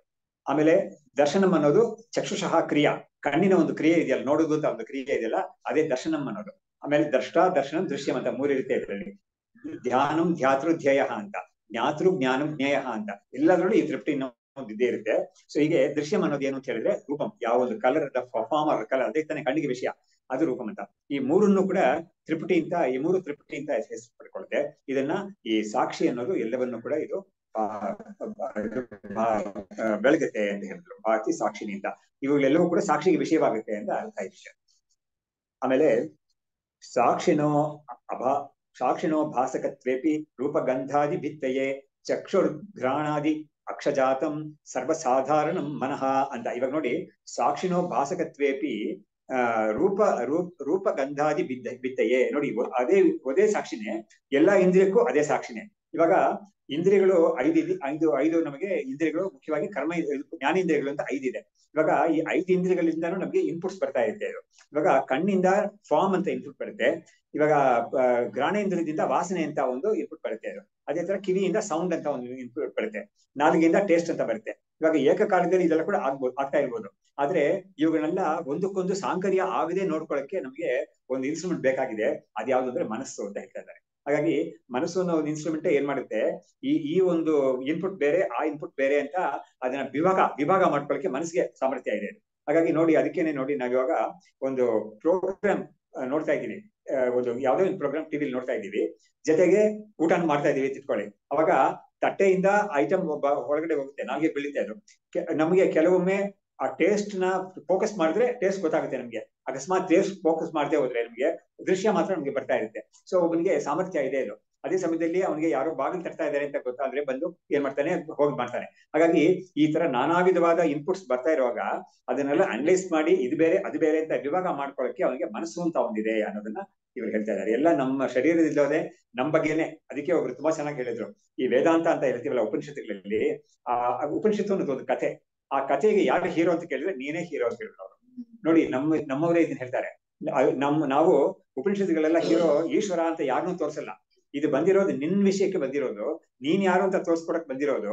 ನೀನು ಸಂಸಾರದಲ್ಲಿ ಇದೆಯಲ್ಲ, ಆ ಸಂಸಾರದಲ್ಲಿ ನಿನ್ ಹೇಗಿದ್ಯಾ, ಏನಾಗ್ತಾ ಇದೆಯಾ ಇವಾಗ, ಅದರಿಂದ ನಿನ್ಗೆ ಬಿಡಿಸಕ್ಕಾಗಿ ನಿನಗಾಗೆ ಬಂದಿರೋದು. ಆಗಿದ್ರಿಂದ ಯು ಆರ್ ದಿ ಸೆಂಟ್ರಲ್ ಇದು theme, are you are the central person in that ಅಂತ ನಮ್ಮವ್ರು ಹೇಳ್ತಾರೆ ಅದನ್ನ. ಹಾಗಾಗಿ ನೋಡಿ, ಆತರ ಹೇಳಿದಾಗ ಯಾರಿಗೆ ಕೂಡ ಒಂದು ವೇದಾಂತ ಅನ್ನೋದ್ರಲ್ಲಿ ಅದು ಏನಪ್ಪಾ ಅಂತ ಹೇಳಕ್ ಆಗೋಲ್ಲ. ಯಾಕಂದ್ರೆ ನನ್ ಬಗ್ಗೆ ಹೇಳ್ತಾ ಇದ್ದಾರೆ, ನಾನು ಅದನ್ನ ಸರಿಯಾಗಿ ಕಲ್ತ್ಕೊಂಡ್ರೆ ನನ್ಗೆ ಒಳ್ಳೇದು. ಯಾಕಂದ್ರೆ ನನ್ ಬಗ್ಗೆನೇ ಹೇಳ್ತಾ ಇದ್ದಾರೆ. ಇದು ಬೇರೆ ಯಾವ್ದೋ ಸಬ್ಜೆಕ್ಟ್ ತರ ಇಲ್ಲ ಇದು. ಅದರಿಂದ ಇದಕ್ಕೆ ತುಂಬಾ ಒಂದು ವಿಶೇಷ, ತುಂಬಾ ಇದು ಯುನೀಕ್ ಒಂದು ಸಬ್ಜೆಕ್ಟ್ ಇದು. ಹಾಗಾಗಿ ಇದರಲ್ಲಿ ಪೂರ್ತಿ ಇಂಥದ್ದೇ ಬರ್ತಾ ಇರುತ್ತೆ ನಮಗೆ. ಯದ್ಯಪಿ ವೇದಾಂತ ಅನ್ನೋದ್ರಲ್ಲಿ ಜೀವ, ಜಗತ್ತು, ಈಶ್ವರ ಅಂತ ಹೇಳಿದ್ರು ಕೂಡ ಆ ಜಗತ್ತು ಮತ್ತು ಈಶ್ವರ ಯಾರಿಗಾಗಿದ್ದಾರೆ ಅಂತ ಹೇಳಿದ್ರೆ ಜೀವನಕ್ಕಾಗಿ ಇದ್ದಾರೆ. ಜಗತ್ತಿರೋದು ಜೀವನಗಾಗಿ ಇರೋದು. ಆ ಈಶ್ವರ ಅನ್ನೋದು ಈ ಜೀವನನ್ನು ಈ ಜಗತ್ತಲ್ಲಿ ನಡೆಸ್ಕೊಂಡು ಹೋಗೋದಕ್ಕೆ ಅಂತ ಈಶ್ವರ ಅಂತ ಒಂದು ಶಕ್ತಿ ಒಪ್ಪಿದೀವಿ. ಕೊನೆಯಲ್ಲಿ ಈ ಜೀವ ಅನ್ನೋದು ಯಾರು, ಜಗತ್ ಅನ್ನೋದು ಏನು, ಆಮೇಲೆ ಈಶ್ವರ ಅನ್ನೋದು ಯಾರು ಅಂತ 3 ಪ್ರಶ್ನೆ ನಾವು ಮಾಡಿದ್ರೆ ವೇದಾಂತ ಕೊಡೋ ಉತ್ತರ ಏನು ಅಂತ ಹೇಳಿದ್ರೆ, ಜೀವ ಅನ್ನೋದು ಬ್ರಹ್ಮ, ಜಗತ್ತು ಬ್ರಹ್ಮವೇ, ಈಶ್ವರನು ಬ್ರಹ್ಮವೇ ಅಂತ 3 ಕೊಡೋ ಇದು ಉತ್ತರ ಏನು ಅಂತ ಹೇಳಿದ್ರೆ ಬ್ರಹ್ಮ ಅಂತ. ಅದರಿಂದಾನೇ ನಮಗೆ ಬ್ರಹ್ಮ ಸತ್ಯಂ ಜಗನ್ಮಿಥ್ಯಾ ಜೀವೋ ಬ್ರಹ್ಮೈವ ಸ್ನಾಪರಃ ಅನ್ನೋದು ಇಂಥ ಒಂದು ಹೇಳಿದ್ರೇನೆ ಸರಿಯಾಗಿ ಅದು ಹೊಂದುತ್ತೆ, ಎಲ್ಲದಕ್ಕೂ ಹೊಂದಾಣಿಕೆ ಆಗುತ್ತೆ ಅದು. ಸೊ ಹೀಗೆ ಅವ್ರು ಹೇಳಿ, ಇವಾಗ ಜಿಘ್ರಾಣಿಮಂ ಅಹಂ ಗಂಧಂ ಇತ್ಯಾದಿ ತ್ರಿಪುಟೀಂ ಇಮಾಂ ಸದಾ ಭಾಸಯತೆ ಸಾಕ್ಷಿ ಸಯೇವಾತ್ಮ ಉತ್ತಮ ಪುಮಾನಿವ. ಇದೆಲ್ಲ ಯಾತಕ್ಕೆ ಹೇಳಿದ್ರಿ ನೀವು ಅಂತ ಕೇಳಿದ್ರೆ ಅವ್ರಿಗೆ ಒಂದು ಪರ್ಪಸ್ ಇದೆ ಇದೆಲ್ಲ ಹೇಳಕ್ಕೆ. ನಾವು ಲಾಸ್ಟ್ ಕ್ಲಾಸ್ಗೆ ಮುಂಚಿನ ಕ್ಲಾಸ್ ನಾವು ಈ ಉತ್ತಮ ಪುರುಷ ಅಂತ ಭಗವದ್ಗೀತೆ 15ನೇ ಅಧ್ಯಾಯದಿಂದ ನಾವು ಕೆಲವು ಶ್ಲೋಕಗಳೆಲ್ಲ ಹೇಳಿದ್ರು ಅವರು. ಅಂದ್ರೆ ದ್ವಾವಿಮೌ ಪುರುಷೌ ಅಂತ ಹೇಳ್ಬಿಟ್ಟು ಕ್ಷರಶ್ಚ ಅಕ್ಷರ ಏವಚ ಕ್ಷರ ಸರ್ವಾಣಿ ಭೂತಾನಿ ಕೂಟಸ್ಥು ಅಕ್ಷರ ಏವಚ ಅಂತ ಹೇಳ್ಬಿಟ್ಟು ಉತ್ತಮ ಪುರುಷ ಅನ್ನೋದನ್ನ ಯಸ್ಮಾತ್ ಶರ್ಮತೀತೋಹಂ ಅಕ್ಷರಾದಪಿ ಚೋತ್ತಮಃ ಅಂತ ಹೇಳ್ಬಿಟ್ಟು ಉತ್ತಮ ಪುರುಷ ಅನ್ನೋದು ಯಾರು ಅಂತ ಹೇಳಿದ್ರೆ ಈ ಕ್ಷರ ಅನ್ನೋದು ಅಕ್ಷರ ಅನ್ನೋದು ಎರಡಕ್ಕೂ ದಾಟಿರೋದು ಉತ್ತಮ ಪುರುಷ ಅಂತ ಹೇಳಿದ್ರು. ಇವಾಗ ಉತ್ತಮ ಪುರುಷ ಅನ್ನೋದು ಯಾರೋ ಉತ್ತಮ ಪುರುಷಪ್ಪ ಎಲ್ಲೋ ಇದ್ದಾನೆ ಅಂತ ನಾವು ಅನ್ಕೋಬಾರ್ದು. ನಮ್ಗಾಗಿ ಇವ್ರು ಏನ್ ಮಾಡಿದ್ರು, ಅದನ್ನ ಉತ್ತಮ ಪುರುಷ ನೀನೇ ಅಂತ ಹೇಳಕ್ ಬಂದ್ರಿ ಇವರು. ಹೇಗ್ ಮಾಡ್ತಾ ಇದಾರೆ ನೋಡಿ, ಉತ್ತಮ ಪುರುಷ ಅನ್ನೋದು ನೀನೇ ಅಂತ ಹೇಳಕ್ಕೆ ಏನ್ ಮಾಡ್ತಾ ಇದ್ರು, ನಾವು ಯಾವ್ದಕ್ಕೆ ರಿಲೇಟ್ ಆಗ್ತೀವೋ ಅದನ್ನ ಫಸ್ಟ್ ಹೇಳಿದ್ರು. ನಮ್ಮ ಶರೀರದಲ್ಲಿ ಇಂದ್ರಿಯಗಳು ಹೇಗ್ ಕೆಲಸ ಮಾಡ್ತಾ ಇದೆ, ನಮ್ಗೆ ಹೇಗೆ ವ್ಯವಹಾರಗಳು ನಡೀತಾ ಇದೆ ಅಂತ ಕೇಳ್ಬಿಟ್ಟು ಅಲ್ಲಿ ಸಾಕ್ಷಿ ಅಂತ ಒಂದನ್ನು ತೋರಿಸ್ಬಿಟ್ಟು ಆ ಸಾಕ್ಷಿನೇ ಉತ್ತಮ ಪುರುಷನಾಗಿರೋ ನೀನು ಅಂತ ಹೇಳ್ತಾ ಇದ್ದಾರೆ ಇವಾಗ. ಹಾಗಾಗಿ ಉತ್ತಮ ಪುರುಷ ಅನ್ನೋದು ಬೇರೆ ಯಾರು ಅಂತ ಅನ್ಕೋಬೇಡ, ನೀನೇ ಆ ಉತ್ತಮ ಪುರುಷ ಅಂತ. ಉತ್ತಮ ಪುರುಷ ನೀನೇ ಅಂತ ಹೇಳ್ಬಿಟ್ಟು ಗರ್ವ ಅಹಂಕಾರ ಏನಿಲ್ಲ ಇಲ್ಲ ಇದರಲ್ಲಿ. ಯಾಕಂದ್ರೆ ಈ ಉತ್ತಮ ಪುರುಷ ಅನ್ನೋದು ಎಲ್ಲಾ ವಿಧವಾದ ಉಪಾಧಿಗಳು ತೆಗೆದಾಕ್ಬಿಟ್ಟಿರೋ ಒಂದು ಕೇವಲ ಚೈತನ್ಯ ಸ್ವರೂಪ. ಅದಕ್ಕೆ ಯಾವ್ದಕ್ಕೂ ಯಾವ ರೀತಿಯಲ್ಲೂ ಅದಕ್ಕೆ ಅಹಂಕಾರ ಪಡ್ಕೊಳಕ ಗರ್ವ ಪಡ್ಕೊಳಕ್ಕೆ ಆಗೋದೇ ಇಲ್ಲ ಅಂತ ಒಂದು ಸ್ವರೂಪವನ್ನ ನೀನು ಅಂತ ತೋರಿಸ್ಬಿಡ್ತಾ ಇದ್ದಾರೆ. ಅದೇ ಉತ್ತಮ ಪುರುಷ ಅಂತ ಹೇಳಿದ್ರು. ಹಾಗಾಗಿ ಯಾಕೆಂದ್ರೆ ನೋಡಿ, ಇವಾಗ ನಮ್ಗೆ ಈ ಕ್ಷರ ಅಂತ ಹೇಳಿದ್ರೆ ಯಾವ್ದೆಲ್ಲ ನಾಶವಾಗುತ್ತೋ ಅದು. ಅಕ್ಷರ ಅಂದ್ರೆ ಯಾವ್ದು ಅಂತ ಹೇಳಿದ್ರೆ ಆ ನಾಶವಾಗುವ ವಸ್ತುಗಳೆಲ್ಲ ಇದೆಯಲ್ಲ, ಅದಕ್ಕೆ ಏನೋ ಒಂದು ಮೂಲ ಕಾರಣ ಬೀಜ ಅಂತ ಇದೆ. ಆದ್ರೆ ಈ ಉತ್ತಮ ಪುರುಷ ಅನ್ನೋದು ಎರಡಕ್ಕೂ ದಾಟಿರೋದು ಅಂತ. ಯಾಕಂದ್ರೆ ಇದು ನಾಶವಾಗುವ ವಸ್ತು ಅಲ್ಲ ಖಂಡಿತ ಉತ್ತಮ ಪುರುಷ ಅನ್ನೋದು. ಆಮೇಲೆ ನಾಶವಾಗುವ ವಸ್ತುಗಳನ್ನೆಲ್ಲ ಉಂಟು ಮಾಡುವ ವಸ್ತುನು ಅಲ್ಲ ಇದು. ಯಾಕಂದ್ರೆ ಇದಕ್ಕೆ ಇದು ತಟಸ್ಥ, ಇದು ಎಲ್ಲದಿಂದ ಬಿಡಿಸ್ಕೊಂಡಿರೋ ಚೈತನ್ಯ ಸ್ವರೂಪ. ಮತ್ತೆ ನೀವ್ ಯಾತಕ್ಕೆ ಈ ಕ್ಷರ ಮತ್ತು ಅಕ್ಷರದ ಬಗ್ಗೆ ಹೇಳಿದ್ರಿ ಅಂತ ಕೇಳಿದ್ರೆ, ನಾವು ಈ ಉತ್ತಮ ಪುರುಷ ಅಂತ ಯಾರು ತೋರ್ಸಕ್ಕಾಗಿ ಅದನ್ನ ಹೇಳಿರೋದು ಅಂತ. ತುಂಬಾ ಚೆನ್ನಾಗಿ ನಮ್ಮ ಗೌಡಪಾದರು ಇದರಲ್ಲಿ ಕಾರಿಕೆಯಲ್ಲಿ ಹೇಳ್ತಾರೆ ಅವರು. ಶ್ರುತಿಗಳಲ್ಲಿ ಉಪನಿಷತ್ತುಗಳಲ್ಲಿ ಸೃಷ್ಟಿ ಬಗ್ಗೆ ಯಾತಕ್ಕೆ ಮಾತಾಡ್ತಾ ಇದೆ ಅಂತ ಒಂದು ಪ್ರಶ್ನೆ ತಗೊಂಡು ಅವ್ರು ಕೇಳ್ತಾ ಇದ್ದಾರೆ. ಈಗ ಇವಾಗ ಈ ಚಾಂದೋಗ್ಯದಲ್ಲಿ ಫಾರ್ ಎಕ್ಸಾಂಪಲ್ ಈ 3 ಉದಾಹರಣೆ ಕೊಟ್ಟಿದ್ದಾರೆ. ಯಾವುದು ಕಟ, ಇದು ಮೃತ್ತು, ಬಂಗಾರ ಮತ್ತು ಕಬ್ಬಿಣ ಅಂತ ಈ ಉದಾಹರಣೆ ಕೊಟ್ಬಿಟ್ಟು ಎಲ್ಲವೂ ಕೂಡ ಇದೇನೆ ಅಂತ ಅವ್ರು ತೋರ್ಸಕ್ ಬಂದಿದ್ದವ್ರು ಉದಾಹರಣೆ. ಅವ್ರು ಹೇಳ್ತಾರೆ, ಈ ತರ ಉದಾಹರಣೆಗಳೆಲ್ಲ ಕೊಟ್ಟು ಶ್ರುತಿಗಳು ಸೃಷ್ಟಿ ಬಗ್ಗೆ ನಾನಾ ವಿಧವಾಗಿ ಹೇಳ್ತಾ ಇದೆಯಲ್ಲ, ಅದು ಯಾತಕ್ಕೆ ಹೇಳ್ತಾ ಇದೆ ಅಂತ ಹೇಳಿದ್ರೆ, ನಿಜವಾಗ್ಲೂ ಸೃಷ್ಟಿ ಆಯ್ತು, ಆಮೇಲೆ ನೀನು ಸೃಷ್ಟಿ ಆಗಿರೋ ಪ್ರಪಂಚದಲ್ಲಿ ನೀನೊಬ್ಬ ಇದ್ದಾನೆ, ಇನ್ನು ಯಾರೋ ಒಬ್ರು ಇದ್ದಾರೆ, ಈಶ್ವರ ಅಂತ ಒಬ್ಬ ಇದ್ದಾನೆ, ಜಗತ್ತು ಅಂತ ಬೇರೆ ಇದೆ ಅಂತ ತೋರ್ಸಕ್ ಆಗಲ್ಲ. ಅದು ಈ ಒಂದೇ ಅದ್ವೈತ ತತ್ವ ಅಂತ ಒಂದಿದೆಯಲ್ಲ, ಅದನ್ನ ನಿನ್ನ ತಲೆಗೆ ಏರ್ಸಕ್ಕಾಗಿ ಈ ವಿಷಯ ಹೇಳಿದದು. ಹಾಗಾದ್ರೆ ಏನಾಯ್ತು, ಸೃಷ್ಟಿ ಬಗ್ಗೆ ಶ್ರುತಿ ಮಾತಾಡಿದ್ರೆ ಸೃಷ್ಟಿ ಆಯ್ತು ಅಂತ ಇದು ತೀರ್ಮಾನ ಮಾಡಕ್ಕೋ ಅದು ಸಾಬೀತು ಮಾಡಕ್ಕೋ ಅಲ್ಲ ಅದು ಹೇಳಿದ್ದು. ಅದ್ವೈತ ತತ್ವ ಏನಿದೆಯೋ ಆ ತತ್ವವನ್ನ ನೀನ್ ತಿಳ್ಕೊಳಕ್ಕೆ ಆ ಸೃಷ್ಟಿ ಅನ್ನೋ ಒಂದು ಪ್ರಕ್ರಿಯೆ ಅನುಕೂಲವಾಗಿದೆ ಅಂತ. ಅದನ್ನು ಕೂಡ ಅದು ಹೇಗೆ ಅನುಕೂಲ ಆಗಿದೆ ಅಂತ ಹೇಳಿದ್ರೆ, ಅವರು ನಮ್ಗೆ ವೇದಾಂತವನ್ನು ಓದಿದ್ರೆ 6ನೇ ಅಧ್ಯಾಯನ ಓದಿದ್ರೆ ಯಾವ್ದ್ರಲ್ಲಿ ಶ್ವೇತಕೇತು ಅಂತ ಅಧ್ಯಾಯವನ್ನು ಓದಿದ್ರೆ ನಮ್ಗೆ ಗೊತ್ತಾಗುತ್ತೆ. ಅದ್ರಲ್ಲಿ ಯಾವ ತರ ಮಾಡುತ್ತೆ ಅಂತ ಹೇಳಿದ್ರೆ, ಇರೋದು ಒಂದೇ ಒಂದು ತತ್ವ, ಯಾವ್ದು ಬ್ರಹ್ಮತತ್ವ ಅನ್ನೋದು ಸೃಷ್ಟಿಗೆ ಮುಂಚೆ ಅದೊಂದೇ ಇತ್ತು ಅಂತ. ಆ ಬ್ರಹ್ಮತತ್ವ ಅನ್ನೋದು ಏನ್ ಮಾಡುತ್ತೆ, ಈ ಪಂಚಭೂತಗಳನ್ನ ಸೃಷ್ಟಿ ಮಾಡುತ್ತೆ. ಅದು ಅಲ್ಲಿ 3 ಭೂತಾನ ಹೇಳಿದ್ದಾರೆ, ಯದ್ಯಪಿ 5 ಭೂತ ಇದ್ರು ಕೂಡ 5 ಭೂತಗಳನ್ನ ಹೇಳ್ಬಿಟ್ಟು ಅದೇನ್ ಮಾಡುತ್ತೆ, ಒಂದೊಂದು ಸ್ಟೇಜ್ ಅಲ್ಲೂ ಕೂಡ ಈ ಕಾರ್ಯ ಅನ್ನೋದು ಕಾರಣಕ್ಕಿಂತ ಭಿನ್ನವಲ್ಲ ಅನ್ನೋದನ್ನ ಮೊದಲೇ ಡಿಕ್ಲೇರ್ ಮಾಡ್ಬಿಡುತ್ತೆ. ಈ 3 ಎಕ್ಸಾಂಪಲ್ಸ್ ಕೊಟ್ಟು, ಈ ಮೃತ್ತಿನ ಉತ್ಪಾದನೆಗಳು ಯಾವುದು, ಈ ಘಟ ಶರಾವ ಅಂತೆಲ್ಲ ಏನೇನ್ ಹೇಳ್ತೀವೋ ಅವುಗಳೆಲ್ಲ ಮೃತ್ತಿನ ಉತ್ಪಾದನೆಗಳು. ಸೊ ಇವುಗಳೆಲ್ಲ ಅದು ಅವುಗಳಿಗೆ ಕಾರಣವಾಗಿರೋ ಮೃತ್ತಿಂದ ಅದು ಬೇರೆ ಅಲ್ಲ. ಅದೇ ತರ ಬಂಗಾರದ ಆಭರಣಗಳೆಲ್ಲ ಯಾವ್ದಾವ್ದು ಇದೆಯೋ, ನಾವು ಸರ ಅಂತ ಹೇಳ್ತೀವಿ ಅಥವಾ ಇದು ವಾಲೆ ಅಂತ ಹೇಳ್ತೀವಿ, ಏನೇ ಹೇಳ್ತೀವಿ, ಅದೆಲ್ಲ ಕೂಡ ಬಂಗಾರದಿಂದ ಅದು ಬೇರೆ ಅಲ್ಲ ಅಂತ. ಅದೇ ತರ ಕಬ್ಬಿಣದ ಉತ್ಪಾದನೆಗಳೆಲ್ಲ ಕೂಡ ಕಬ್ಬಿಣವಾಗಿ ಯಾವೊಂದು ಮೂಲಭೂತವಾಗಿ ವಸ್ತು ಇದೆಯೋ ಅದರಿಂದ ಬೇರೆ ಅಲ್ಲ ಅಂತ ತೋರಿಸ್ಬಿಟ್ಟು ಕಾರ್ಯ ಮತ್ತು ಕಾರಣಕ್ಕೆ ಒಂದು ಅಭೇದವನ್ನು ಹೇಳಿ, ಕಾರಣ ಅನ್ನೋದೇ ಸತ್ಯವಾದ್ದು, ಕಾರ್ಯ ಅನ್ನೋದು ಸತ್ಯವಿಲ್ಲ ಅಂತ ಅದನ್ನು ಹೇಳ್ಬಿಟ್ಟು ಆ ಫಾರ್ಮುಲಾ ಪೂರ್ತಿ ಕೊಟ್ಬಿಟ್ಟಿದ್ದಾರೆ. ಕೊಟ್ಬಿಟ್ಟು ಆಮೇಲೆ ಏನ್ ಮಾಡುತ್ತೆ, ಈ ಪಂಚಭೂತಗಳು ಬ್ರಹ್ಮದಿಂದ ಬಂತು ಅಂತ ಹೇಳುವಾಗ ಬ್ರಹ್ಮವು ಕಾರಣ, ಈ ಪಂಚಭೂತಗಳು ಕಾರ್ಯ ಅಂತ ಆಗುತ್ತೆ. ಅದು ಅವಾಗ ಈ ಕಾರ್ಯ ಅನ್ನೋದು ಆ ಬ್ರಹ್ಮವನ್ನ ಬಿಟ್ಟು ಬೇರೆ ಇರೋಕ್ ಆಗೋದಿಲ್ಲ. ಹಾಗಾದ್ರೆ ಇದು ಬ್ರಹ್ಮಕ್ಕಿಂತ ಬೇರೆ ಅಲ್ಲ ಅಂತ ಆಯ್ತದು. ಕಾರ್ಯ ಅನ್ನೋದು ಮಿಥ್ಯ, ಸತ್ಯವಾಗಿರೋದು ಬ್ರಹ್ಮವೇ ಅಂತ ಆಯ್ತದು. ಆಮೇಲೆ ಈ ಪಂಚಭೂತಗಳಿಂದ ಪಾಂಚಭೌತಿಕ ಪ್ರಪಂಚ ಉಂಟಾಗುತ್ತೆ. ಅದು ಹಾಗಾದ್ರೆ ಈ ಪ್ರಪಂಚ ಅನ್ನೋದು ಏನು ಅಂತ ಕೇಳಿದ್ರೆ, ಆ ಪ್ರಪಂಚ ಯಾವ ಒಂದು ಪಂಚಭೂತಗಳಿಂದ ಆಗಿದೆಯೋ ಅದಕ್ಕಿಂತ ಭಿನ್ನವಲ್ಲ ಅಂತಾಯ್ತು. ಆಮೇಲೆ ಪಂಚಭೂತಗಳು ಬ್ರಹ್ಮಕ್ಕಿಂತ ಭಿನ್ನ ಅಲ್ಲ ಅಂತಾಯ್ತು. ಅವಾಗ ಈ ಪ್ರಪಂಚ ಅನ್ನೋದು ಬ್ರಹ್ಮಕ್ಕಿಂತ ಬೇರೆ ಅಲ್ಲ ಅಂತಾಯ್ತು. ಸರಿ, ಈ ಪ್ರಪಂಚದಲ್ಲಿ ಈ ಗಿರಿ, ನದಿ, ಸಮುದ್ರ ಅಂತ ನಾವ್ ಯಾವ್ದನ್ನ ನೋಡ್ತೀವಿ, ಅದು ಬಿಟ್ಟು ನಮ್ಮ ಶರೀರ ಕೂಡ ಪ್ರಪಂಚಕ್ಕೆ ಸೇರಿತ್ತು. ನಮ್ಮ ಶರೀರ, ಇಂದ್ರಿಯಗಳು, ಮನಸ್ಸು ಎಲ್ಲವೂ ಕೂಡ ಪ್ರಪಂಚಕ್ಕೆ ಸೇರಿದ್ದು. ಯಾತಕ್ಕೆ ಅಂತ ಹೇಳಿದ್ರೆ ಪಂಚಭೂತಗಳಿಂದಾನೇ ಇದು ಕೂಡ ಆಗಿರೋದು. ಹಾಗಾಗಿ ಪ್ರಪಂಚದಲ್ಲಿರೋ ಎಲ್ಲಾ ವಸ್ತುಗಳು ಕೂಡ ಪಂಚಭೂತಗಳಿಂದ ಆಗಿರೋದು ಅಂತ ತೋರಿಸ್ಬಿಟ್ಟು ಏನ್ ಮಾಡುತ್ತೆ, ಇರೋದು ಯಾವ್ದಾವ್ದು ನೀನ್ ನೋಡ್ತಾ ಇದೆಯೋ ಅದೆಲ್ಲವೂ ಕೂಡ ಬ್ರಹ್ಮವೇ ಅಂತ ಒಂದು ಬುದ್ಧಿಯನ್ನು ನಮ್ಗೆ ಬರೆಸಿ ಕೊನೆ ಏನ್ ಮಾಡುತ್ತೆ, ಹಾಗಾದ್ರೆ ನಾನ್ ಯಾರು ಅಂತ ಕೇಳಿದ್ರೆ ನೀನು ಆ ಬ್ರಹ್ಮವೇ ಅಂತ ತೋರಿಸ್ಕೊಡುತ್ತೆ. ಯಾಕಂದ್ರೆ ನಾನ್ ಜಡ ಅಲ್ಲ, ಖಂಡಿತ ನಾನ್ ಚೈತನ್ಯ ಸ್ವರೂಪ.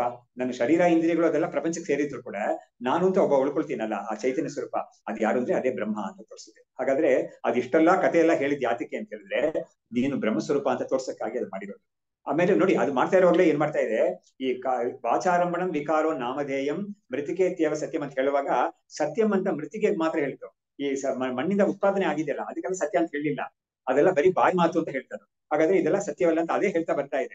ಹಾಗಾದ್ರೆ ಏನಾಯ್ತು, ಪ್ರಪಂಚ ಅಂತ ನೀನ್ ಏನ್ ನೋಡ್ತಾ ಇದೆಯೋ, ನಿನ್ನ ಶರೀರ, ಮನಸ್ಸು, ಇಂದ್ರಿಯಗಳು ಎಲ್ಲ ಬಾಡಿ ಮೈಂಡ್ ಕಾಂಪ್ಲೆಕ್ಸ್ ಅಂತ ಹೇಳ್ತೀವಲ್ಲ, ಪಂಚಕೋಶ ಅಂತ, ಅದೆಲ್ಲವನ್ನೂ ಇದು ಮಿಥ್ಯಾತ್ಮ ಅಂತ ಹೇಳ್ಬಿಟ್ಟು, ಮಿಥ್ಯಾ ಅಂತ ಹೇಳ್ಬಿಟ್ಟು ಇರೋದು ಯಾವ್ದು ಅಂದ್ರೆ ಸತ್ಯವಾಗಿರೋದು, ಯಾವ್ದನ್ನ ಮಿಥ್ಯಾ ಅಂತ ಹೇಳಕ್ ಆಗೋದಿಲ್ವೋ ಅದು ಸತ್ಯವಾಗಿರೋದು ಒಂದೇ ಒಂದು ಸ್ವರೂಪ, ಅದ್ ನೀನೇ ಅಂತ ಹೇಳ್ಬಿಟ್ಟು ತತ್ವಮಸಿ ಅಂತ ಅಲ್ಲಿ ಇದು ಉಪದೇಶ ಮಾಡುತ್ತೆ. ಅದು ಐತದಾತ್ಮ್ಯವಿದಂ ಸರ್ವಂ ತತ್ಸತ್ಯಂ ಸ ಆತ್ಮ ತತ್ವಮಸಿ ಶ್ವೇತಕೇತು ಅಂತ ಅಲ್ಲಿ 9 ಬಾರಿ ಅದು ಬರ್ತೇ ಇದೆ. ಒಂದು ಸತಿನೂ ಒಂದೊಂದು ಉದಾಹರಣೆ ಕೊಟ್ಟು ಬರ್ತಾ ಇದೆ.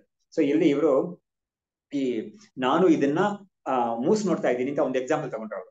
ಜಿಗ್ರಾಣಿ ಅಹಂ ಇದಂ ಗಂಧಂ, ಈ ಒಂದು ವಾಸನೆಯನ್ನ ನಾನು ಹಿಡಿತಾ ಇದ್ದೀನಿ ಅಥವಾ ವಾಸನೆಯನ್ನು ಗ್ರಹಿಸ್ತಾ ಇದ್ದೀನಿ ಅಂತ ಇರೋ ಒಂದು ಅನುಭವದಲ್ಲಿ ಇತ್ಯಾದಿ ತ್ರಿಪುಟಿ ಇಮಾಂ ಸದಾ ಭಾಸಯತೆ ಸಾಕ್ಷಿ, ಈ ಒಂದು ತ್ರಿಪುಟಿಯನ್ನ ಯಾವಾಗ್ಲೂ ಕೂಡ ಸಾಕ್ಷಿ ಅನ್ನೋದು ಬೆಳಗ್ತಾನೆ ಇರುತ್ತೆ. ಅದು ಅಂದ್ರೆ ಈ ಒಂದು ವಿಷಯ ಮಾತ್ರ ಅಲ್ಲ, ಪಂಚ ಇಂದ್ರಿಯಗಳಿಂದ ನೀನ್ ಏನೇನೋ ಗ್ರಹಿಸ್ತಾ ಇರ್ತೀಯೋ ಅವೆಲ್ಲವನ್ನೂ ಕೂಡ ಈ ಸಾಕ್ಷಿ ಅನ್ನೋದು ಬೆಳಗ್ತಾ ಇರುತ್ತೆ.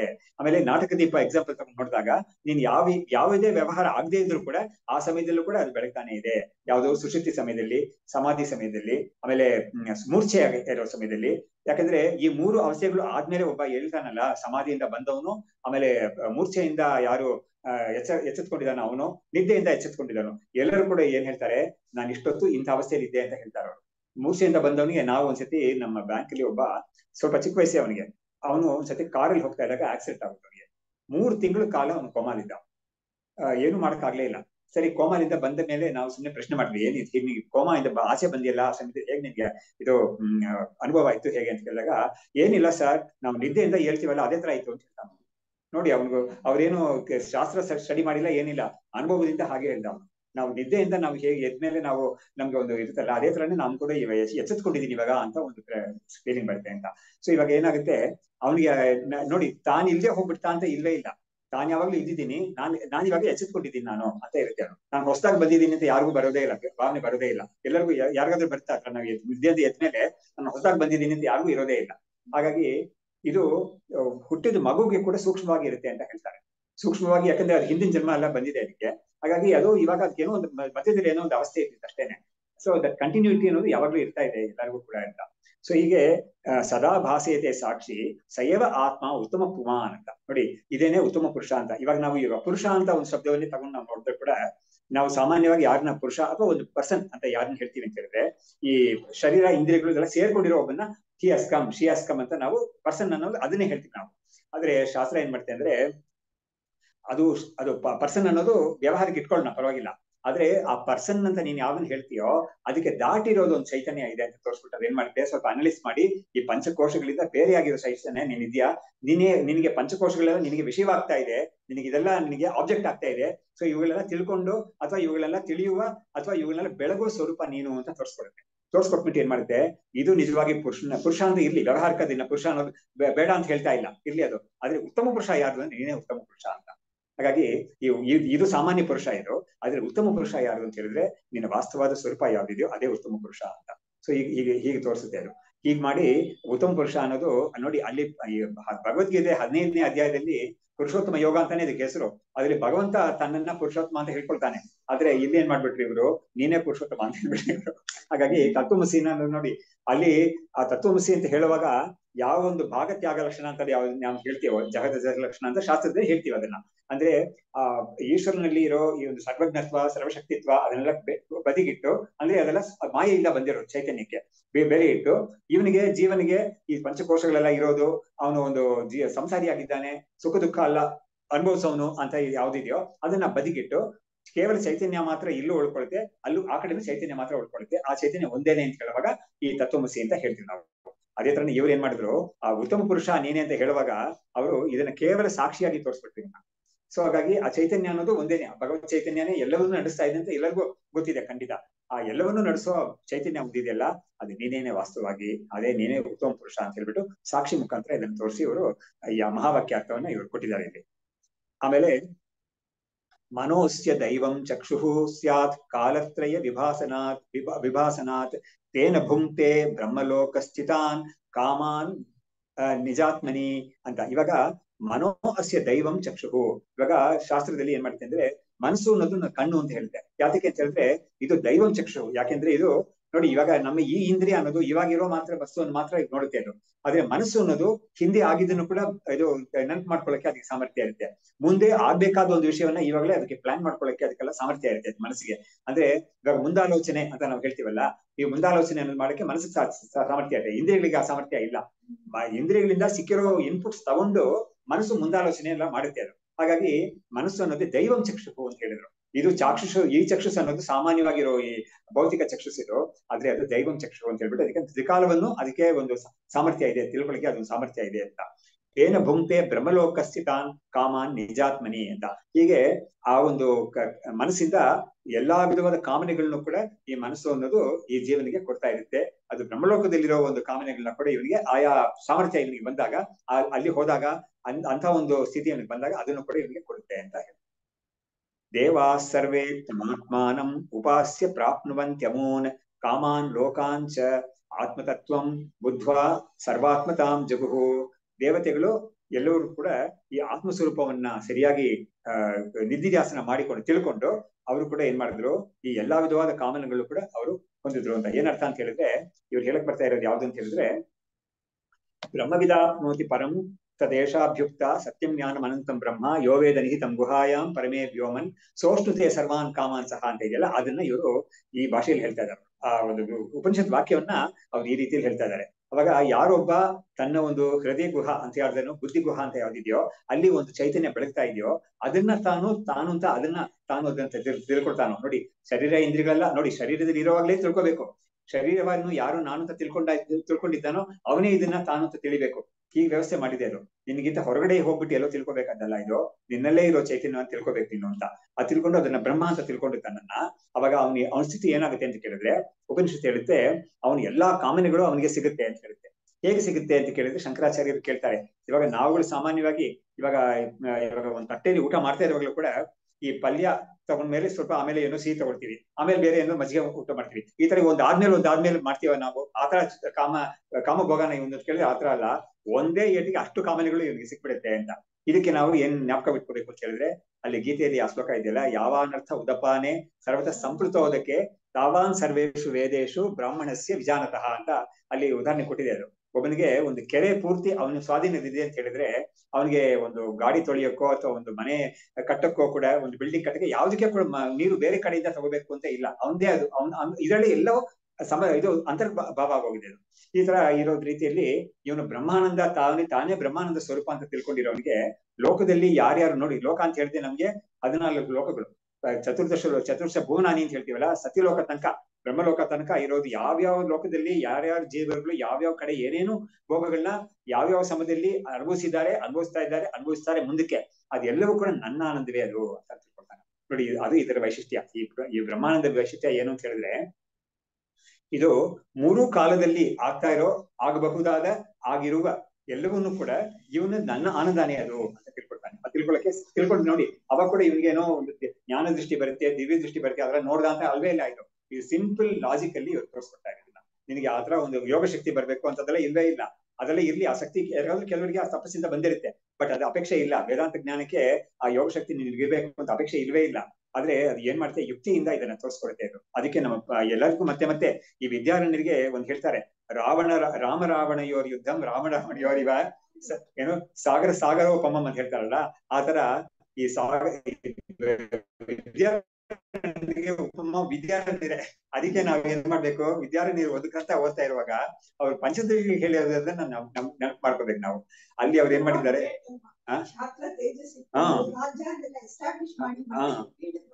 ಕರೆಕ್ಟ್. ಅವ್ರು ಹಾಗಾಗಿ ಅವರು ನೋಡಿ ಅವ್ರ ಅನುಭವದಲ್ಲಿ ಇದ್ದನ್ನೇ ಅವರಲ್ಲಿ ಹೇಳಿದ್ದಾರೆ, ಏನು ಜ್ಞಾನಿನಾ ಚರಿತಂ ಶಕ್ಯಂ ಸಮ್ಯಕ್ ರಾಜ್ಯಾದಿ ಲೌಕಿಕಂ ಅಂತ.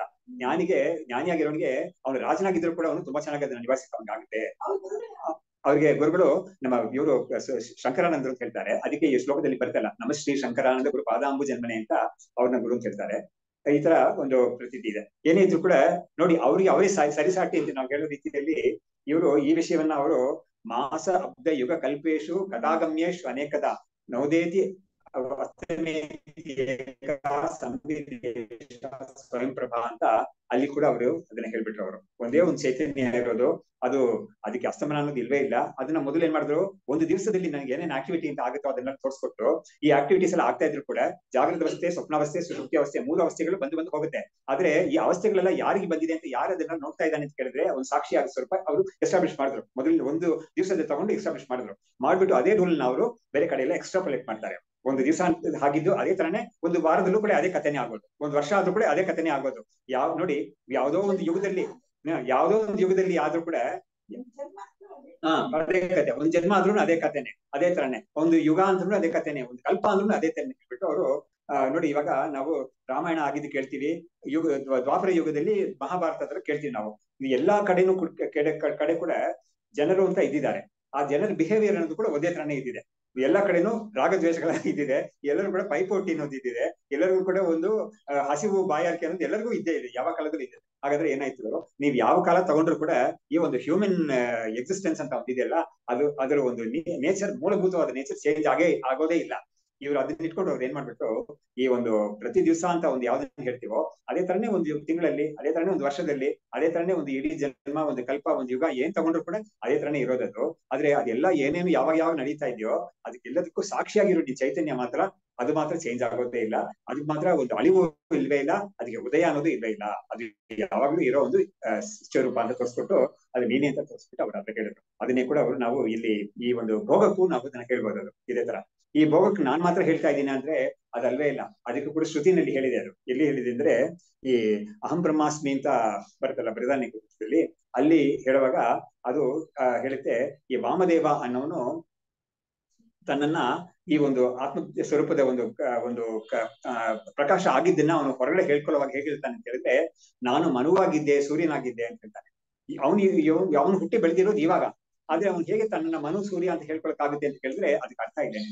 ಯಾವ ಸಮಯದಲ್ಲಿ ಸೃಷ್ಟಿ ಆಗಿದೆಯೋ, ಯಾವ ಸಮಯದಲ್ಲಿ ಆಗಿದ್ಯೋ, ಆಗ್ತಾ ಇದೆಯೋ, ಆಗುತ್ತೋ ಮುಂದೆ, ಎಲ್ಲ ಸಮಯದಲ್ಲೂ ಏನೇನ್ ಸೃಷ್ಟಿ ಆಗಿದೆಯೋ ಅದೆಲ್ಲವೂ ಕೂಡ ನಾನೇ. ಅದು ಯಾರ್ಯಾರು ಸೃಷ್ಟಿ ಆಗಿದ್ದಾರೋ, ಏನೇನ್ ಮಾಡಿದಾರೋ ಅದೆಲ್ಲವೂ ಕೂಡ ನನ್ನ ಒಂದು ನಾನು ಅಂತ ಒಂದು ಚೈತನ್ಯ ಇದೆಯಲ್ಲ, ಅದ್ರ ಮೇಲೆ ಬಿಲ್ಡಪ್ ಆಗಿರೋದು ಅದೆಲ್ಲ ಕೂಡ ಅಂತ. ಸೊ ಈ ಒಂದು ಬ್ಯಾಕ್ ಗ್ರೌಂಡ್ ಅಂತ ಒಂದು ಟೆಂಪ್ಲೇಟ್ ಅಂತ ಏನೇ ಹೇಳಿ ಪರವಾಗಿಲ್ಲ, ಅದು ಕಾಮನ್, ಅದು ಫಿಕ್ಸ್ಡ್ ಆಗಿದೆ. ಅದು ಅದ್ರ ಮೇಲೆ ಏನೇನೋ ನಡೀತಾ ಇದೆ. ಒಂದೊಂದು ಸಮಯದಲ್ಲೂ ಆಗಿರೋದೆಲ್ಲ ಆಗ್ತಾ ಇರುತ್ತೆ, ಹೋಗ್ತಾ ಇರುತ್ತೆ. ಅದು ಅದಕ್ಕೆ ನಮ್ಮ ಲಲಿತಾ ಸಹಸ್ರನಾಮದಲ್ಲಿ ಹೇಳಿರೋದನ್ನು ಕೂಡ ನಾವು ಇಲ್ಲಿ ಜ್ಞಾಪಕ ಮಾಡ್ಬೋದು. ಅನೇಕ ಕೋಟಿ ಜನ್ಮ ಬ್ರಹ್ಮಾಂಡ ಜನನಿ ಅಂತ ಬರ್ತಲ್ವ ಅದು. ಆಮೇಲೆ ಹಾಗಾಗಿ ಆಮೇಲೆ ಉನ್ಮೇಷ ನಿಮಿಷೋತ್ಪನ್ನ ವಿಪನ್ನ ಭುವನಾವಳಿ ಅಂತ. ಹಾಗಾಗಿ ನೋಡಿ, ಒಂದು ಸೃಷ್ಟಿ, ಒಂದೊಂದು ಬ್ರಹ್ಮಾಂಡ ಅಂತ ಒಂದು ಸೃಷ್ಟಿ ಆಗಕ್ಕೆ ಚೈತನ್ಯ ಇದ್ರೆ ಸೃಷ್ಟಿ ಆಗೋದು. ಆ ಚೈತನ್ಯದ ಮೇಲೆ ಅದೆಲ್ಲ ಸೃಷ್ಟಿ ಆಗ್ತಾ ಇದೆ ಅಂತ. ಸೊ ಅನೇಕ ಕೋಟಿ ಬ್ರಹ್ಮಾಂಡ ಜನನಿ. ಹಾಗಾಗಿ ಎಷ್ಟೆಷ್ಟು ಬ್ರಹ್ಮಾಂಡಗಳೆಲ್ಲ ಆಗೋಗಿದ್ಯೋ, ಇದು ಹುಟ್ಟಿ ಎಲ್ಲ ನಾಶವಾಗಿದ್ಯೋ, ಇನ್ ಮುಂದಕ್ಕೆ ಏನೇನು ಆತರ ಆಗುತ್ತೋ ಅದಕ್ಕೆಲ್ಲದಕ್ಕೂ ಕೂಡ ಚೈತನ್ಯ ಅನ್ನೋದೊಂದು ಸಾಧ್ಯ. ಒಂದು ಕರೆಕ್ಟ್, ಏಕಾಕಿನಿ ಭೂಮ ರೂಪ. ಕರೆಕ್ಟ್. ಈ ವೇದಾಂತ, ಈ ಲಲಿತಾ ಸಹಸ್ರನಾಮ ಒಂದ್ ತಗೊಂಡ್ರೇನೆ ಒಂದು ವೇದಾಂತದ ಪೂರ್ತಿ ಬಂದ್ಬಿಡುತ್ತೆ ಅದರಲ್ಲಿ, ಬೇಕಾದಷ್ಟು ಬಂದಿರುತ್ತೆ. ಹೌದು, ಎರಡು ಕೂಡ ಹೌದು, ಬೇಕಾದಷ್ಟಿದೆ ಅದರಲ್ಲಿ. ನಿರ್ದ್ವೈತ, ದ್ವೈತ ವರ್ಜಿತ. ಹೌದೌದು ಕರೆಕ್ಟ್. ನಿರ್ದ್ವೈತ, ದ್ವೈತ ವರ್ಜಿತ ಅಂತ ಬರುತ್ತೆ.